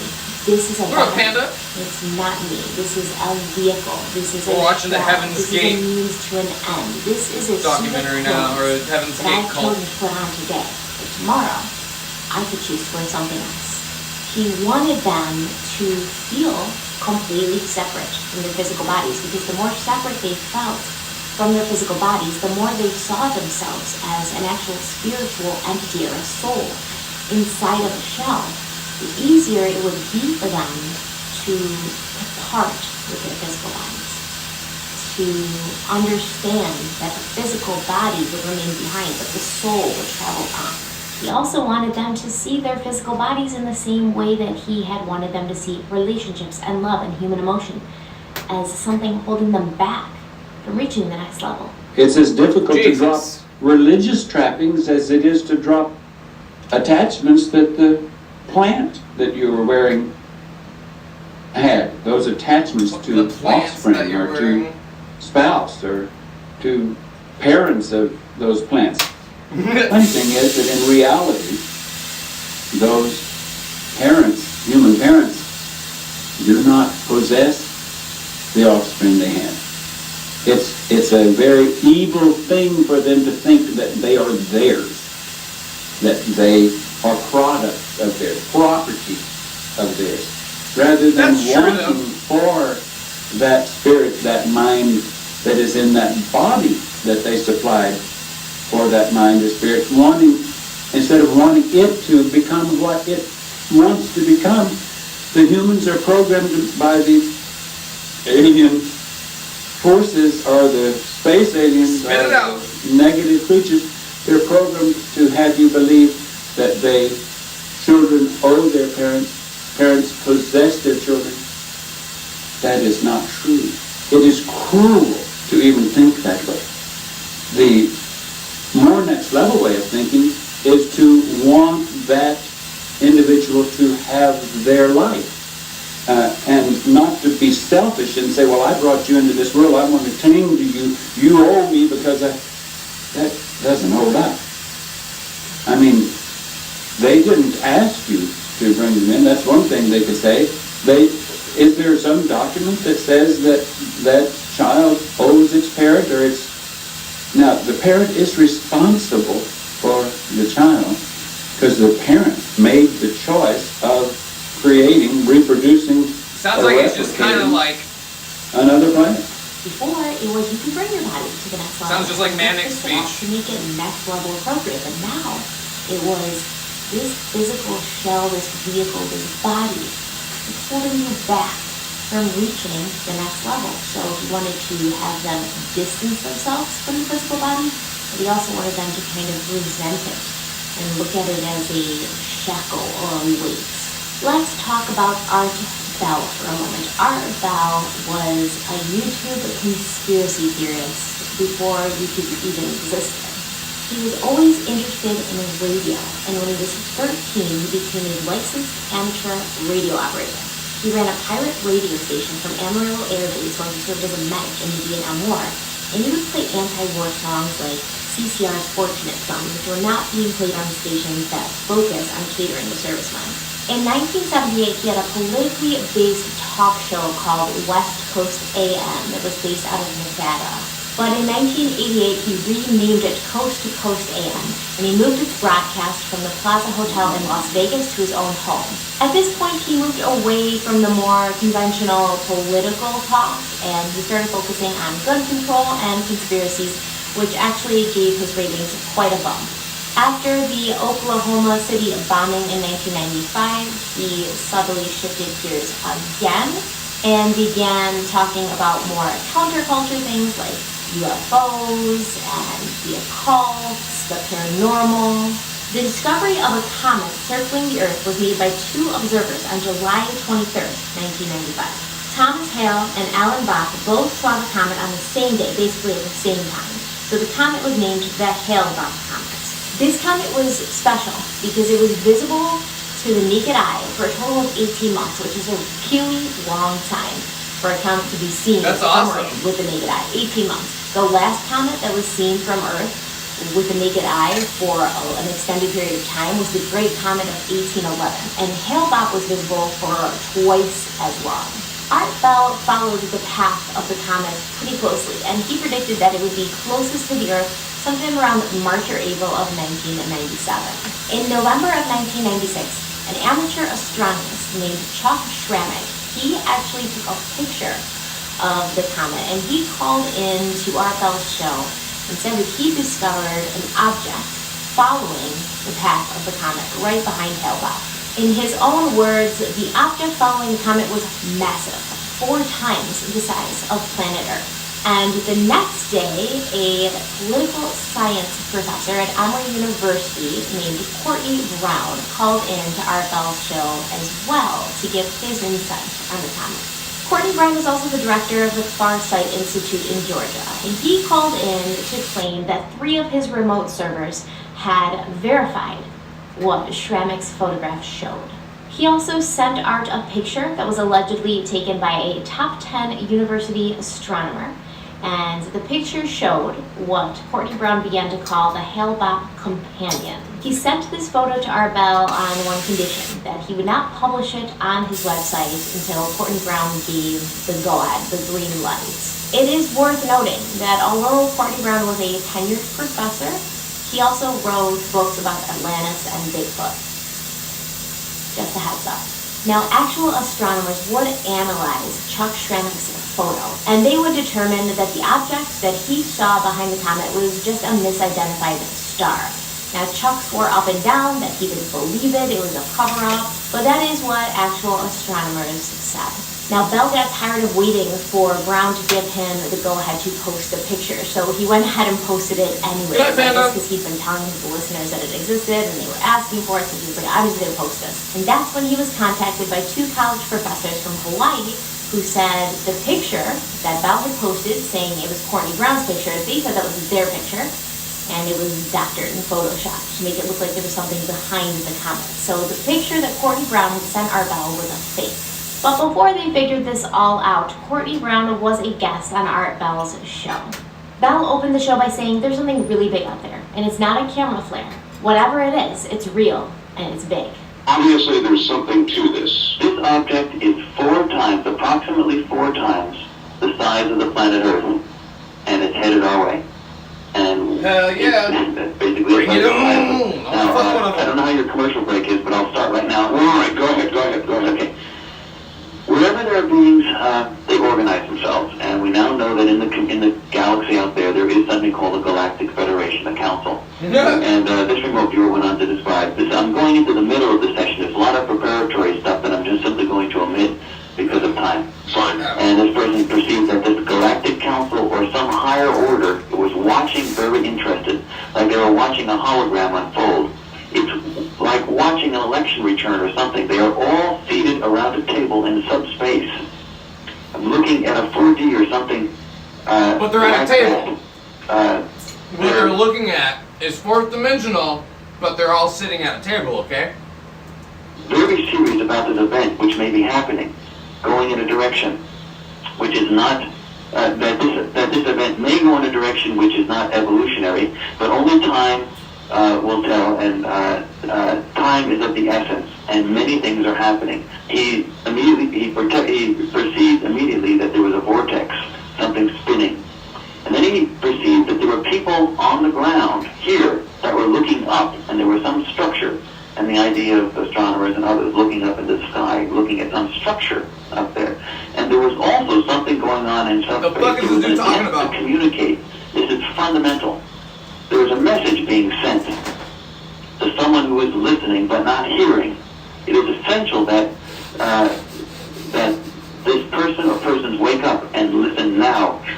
Help will be there when he does. So somebody here is being sent a message. Us. The interpretation of this is us, collectively us. The interpretation of this session so far is that the message is being sent to us. We're listening but not understanding. Professor, is this message coming from this object? Yes, and it's also being coordinated by this larger galactic council. Now, there is a large object out there. It apparently is both, it has tunnels in it. It is both technological, artificial, and natural in the sense that it has rock as well as metal in it. It's humongous. It's absolutely large, and it is apparently moving in an artificial means. It's not moving like a normal celestial body means. It's under control. It's a vehicle. It's moving, and it's 4 times the size of the planet Earth. This is a big ET thing. One thing you must say about the ET is that when they decide to put on a show, oh boy, they know theater. They know theater. This is better than anything on Broadway. Yeah, it works for me. This is better than ID4. I tell you, and but the good news is that we're not being invaded. But that'll come to us later. Courtney Brown also says he knows, not he suspects or he theorizes, he says he knows there's like this galactic federation or sitting around the council table out there in the universe that's watching everything. They're sitting, he literally says this, he says they're sitting around like a conference table, they're watching everything unfold on like a screen. That's what I picked up too. A I was 4D like, wait, what the screen, fuck? he said. Time is of the essence. They're coming. This Galactic Federation or Council is sending a message to someone who's listening but not hearing it. Said on a positive note, we're not being invaded. They're just trying to reach out and tell us something. But the government thinks we're being invaded. They know about this. That's why you don't see the companion in any of like the pictures from NASA. They're covering it up because they know about it, but they don't know what to do about it yet, so they haven't told the general public. The President of the United States is trying to figure out if this is a hostile attack or friendly intergalactic visitors. And until he figures that out and what he's going to do about it, he's going to keep it a secret from us. Now, throughout history, the appearance of comets has always been seen as an indicator of great things. And of course, the members of Heaven's Gate were avid Art Bell listeners, and as soon as they heard this broadcast, they thought they knew. They knew who the message was for. It was for them. This was their spacecraft. This was their time. They ran and told Marshall Applewhite everything they'd heard in the broadcast. He thought about it, he listened to them, and then he agreed. We need to move. This is happening. We don't have a lot of time, and we have to make sure that we're ready to get on the spacecraft when it comes into Earth's orbit. On March 22nd, 1997, the group rented a huge 7-bedroom Spanish-style mansion in Rancho Santa Fe. It had a tennis court, a swimming pool, an elevator. It had private citrus groves, a putting green. They paid the rent. That was $7,000 a month in cash. That's not shady at all, right? Did nobody think that was shady? Like the person who rented the mansion to them, were they not like, why do these like 40 people want to live in this mansion and pay cash for it? Probably not. They probably didn't even ask questions. Nancy Brown, David's mother, she's a video of the group celebrating Christmas, their last Christmas that they would celebrate. And they were in that home. And I guess David had been on the road for a couple of weeks and he'd been gone for some reason and he was just coming home. And everybody was kind of in the kitchen cooking and making food and joking with each other, having fun, just like a family would. And he walked in because he was coming back from being gone. And everybody was so happy to see him. They all rushed to him. There was hugs all around. People were crying because they were happy that he was back. And it just shows you, like, they considered themselves to be a family. They cared for each other. They loved each other. Even though they weren't supposed to love anybody, they weren't supposed to have these emotions or connections to other people, they did. Because you know what? They are human. They're not extraterrestrial beings.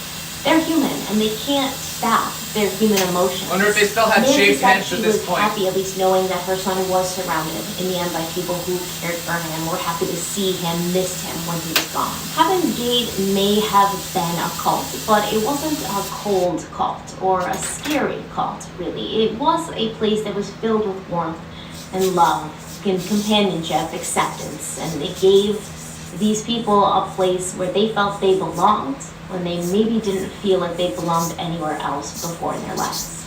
And it does strike me as very odd, even though their main objective is to distance themselves from human connection. They seem to have a very close connection to each other. It was also here in this sprawling mansion that some of the male group members or cult members, they decided they wanted to be castrated. A lot of people think the initial idea came from Applewhite, that he made these people do this, but apparently that's not true. Some of the members who left before the suicides, they remember how it went down. Sawyer being one of them, his name's Sawyer, and he was actually a part of the whole wanting to be castrated thing. So they've been asking him for years, right? Can we just do this? Like, we don't need reproductive organs. It's just like causing issues. It's distracting us. It's clouding our minds. Let us do it. And Applewhite would be like, no, I haven't gotten a sign from the next level to say it's the right thing. Like, no, I don't want to do that right now. And they would keep asking him. And one day, after they'd asked him, he went to the kitchen and picked up the phone and called the home craft. I did not know you could call the next level from, a kitchen phone, but I guess you can. And he said that they had given him the thumbs up. You can do this. Sounds great. They actually tried to do it in the house, and one of the members, Livodi, I guess she had been a nurse in her past life, and she looked up the procedure and figured out what kind of tools you would need and how it was done, and she was going to perform. There was Sawyer, there was Applewhite, and there was another member, and they were all on board. They were going to do it that day. Before the procedures began, Applewhite said, does anybody have any reservations? And Sawyer said, well, my vehicle's not looking forward to it, but I'm overriding my vehicle.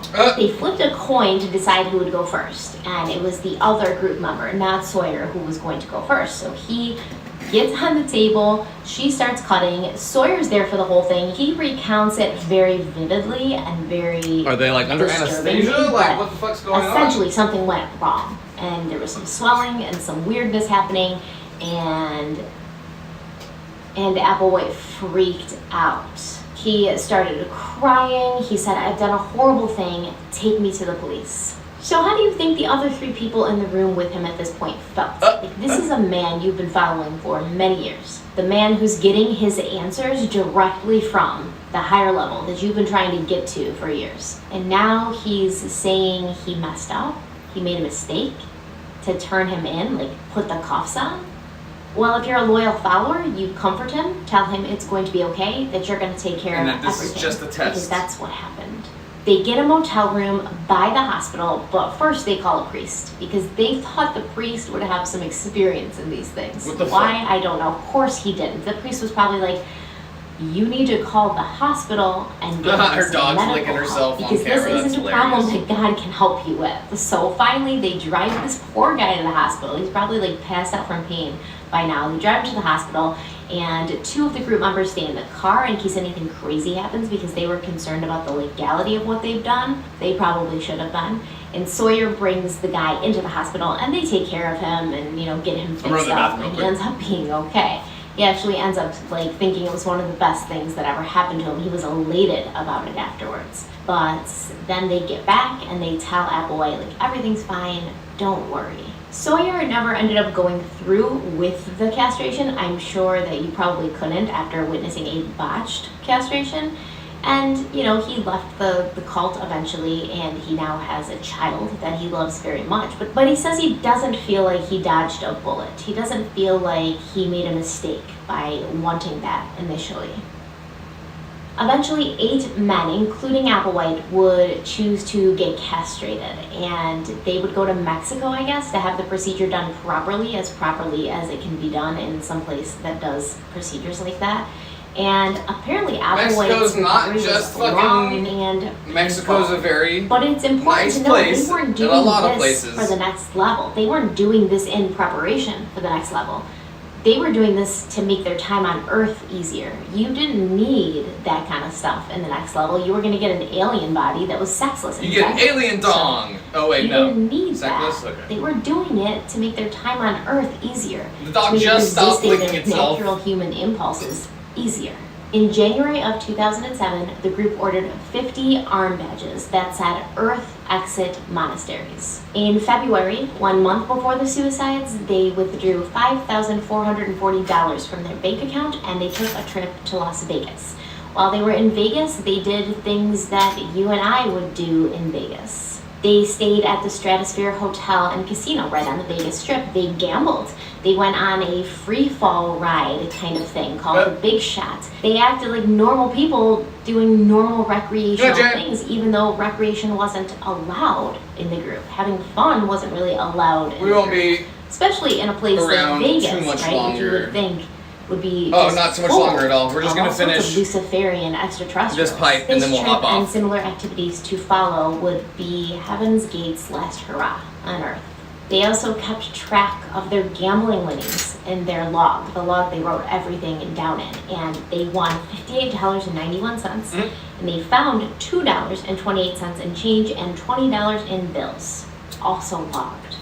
They're like meticulous with money, and it's just funny because I have to say one thing because I was thinking about this when I was writing my notes. They're so meticulous with money, yet they rented this mansion that was $7,000 a month. This mansion with like a swimming pool and Probably citrus because groves. they spent all their money on the mansion. They probably could have gotten an equally large place to like fit them all that wasn't $7,000 a month, that didn't have like all those amenities. Right. They were so strict with money. Why did they rent this huge mansion that cost so much None of money? them will swim in the pool anytime soon.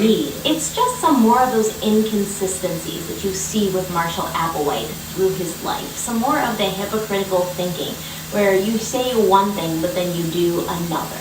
While in Vegas, they also visited a Buddhist monastery and had a pretty in-depth conversation with a monk about his robes. Like, they just kept asking questions about his robes, what it was made out of, did it have pockets? Very strange robe questions.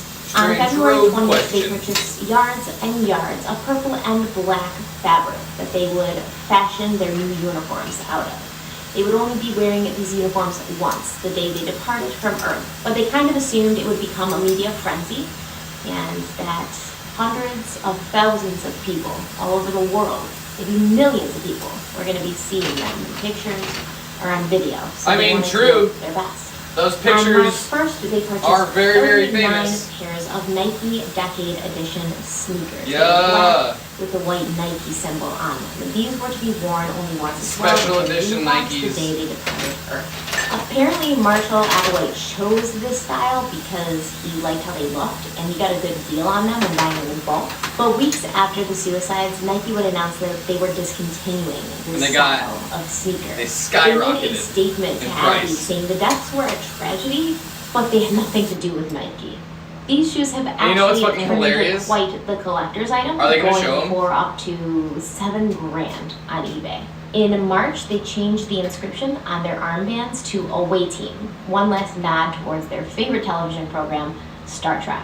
An away team on Star Trek was a group of space travelers who would be sent away from the ship to explore This different turned out really planets cool. and different beings before being called back to the ship later. And that's exactly how they saw themselves. They also took several field trips at this time. They went to the Wild Animal Park in San Diego. They went to SeaWorld. They went to the Gold Coast to visit a river that Nettles and Applewhite had camped by in the early days of their partnership. And Big then they stretch. went to the seaside to feed the sea lions. And they recorded all of these trips, like family videos. And you can see in the videos the way they talk Y'all to get each that other, background noise calm, prepped and ready. We're gonna end it gentle they are at with each other, 2:30, the true amount probably. of care and respect. Because they're They about have done their with fellow their group their members. stream as well. You can also see how much the people of Heaven's Gate truly enjoyed the world they were planning to leave They do behind. all have shaved Maybe heads. even a little sign that they would miss it. In the middle of March 1997, Nancy Brown, David's mother, received 3 phone calls. So one each night, 3 nights in a row, she got a phone call at the same time every night. But she was always sitting in her chair with her cat on her lap and all cuddled up in a blanket. So by the time she got to the phone, the person had hung up and she never figured out who it was. Heaven's Gate planned every step of their exit, down to the very last detail, down to how they would be discovered after they died, how they wanted people to discover them after they died. They figured out exactly when the comet would be closest to Earth, and on March 19th, they all gathered in the yard of their mansion, and they made their exit videos. Not everybody chose to talk, not everybody chose to leave a message behind for loved ones or for the world, but the ones that did were allowed to, and they had a lot to say. And we're going to cover that in part 3. Thank you guys Sweet. so I was much gonna for say, I being wonder if they're actually gonna go into the videos or any of the stuff that was left behind. I'll have the picture of the Nikes they used pulled up. Come on, pups, you gotta say bye to the peoples. Again, whenever we do actually monetize, we'll be spending a lot more time here. Or not monetize, whenever we do actually have memberships. So in the next couple of days, we'll end up spending a lot more time here at night together. With the dogs as well. If we don't get the whatchamacallit overturned, the TikTok ban, we're just gonna go early. Well, we'll do a short, like maybe 10-minute stream on TikTok or however long it's gonna leave us on the For You page before coming over here, and we'll have an early night over here most likely. Either way, at least you hit Marley in the face with your tail. That was really funny. All right, friends, I appreciate y'all. I will see y'all next time. Keep an eye out here at midnight, no matter what. We'll be here at midnight central. Alrighty, friends, I appreciate you. Until then, y'all take it sleazy. Love y'all.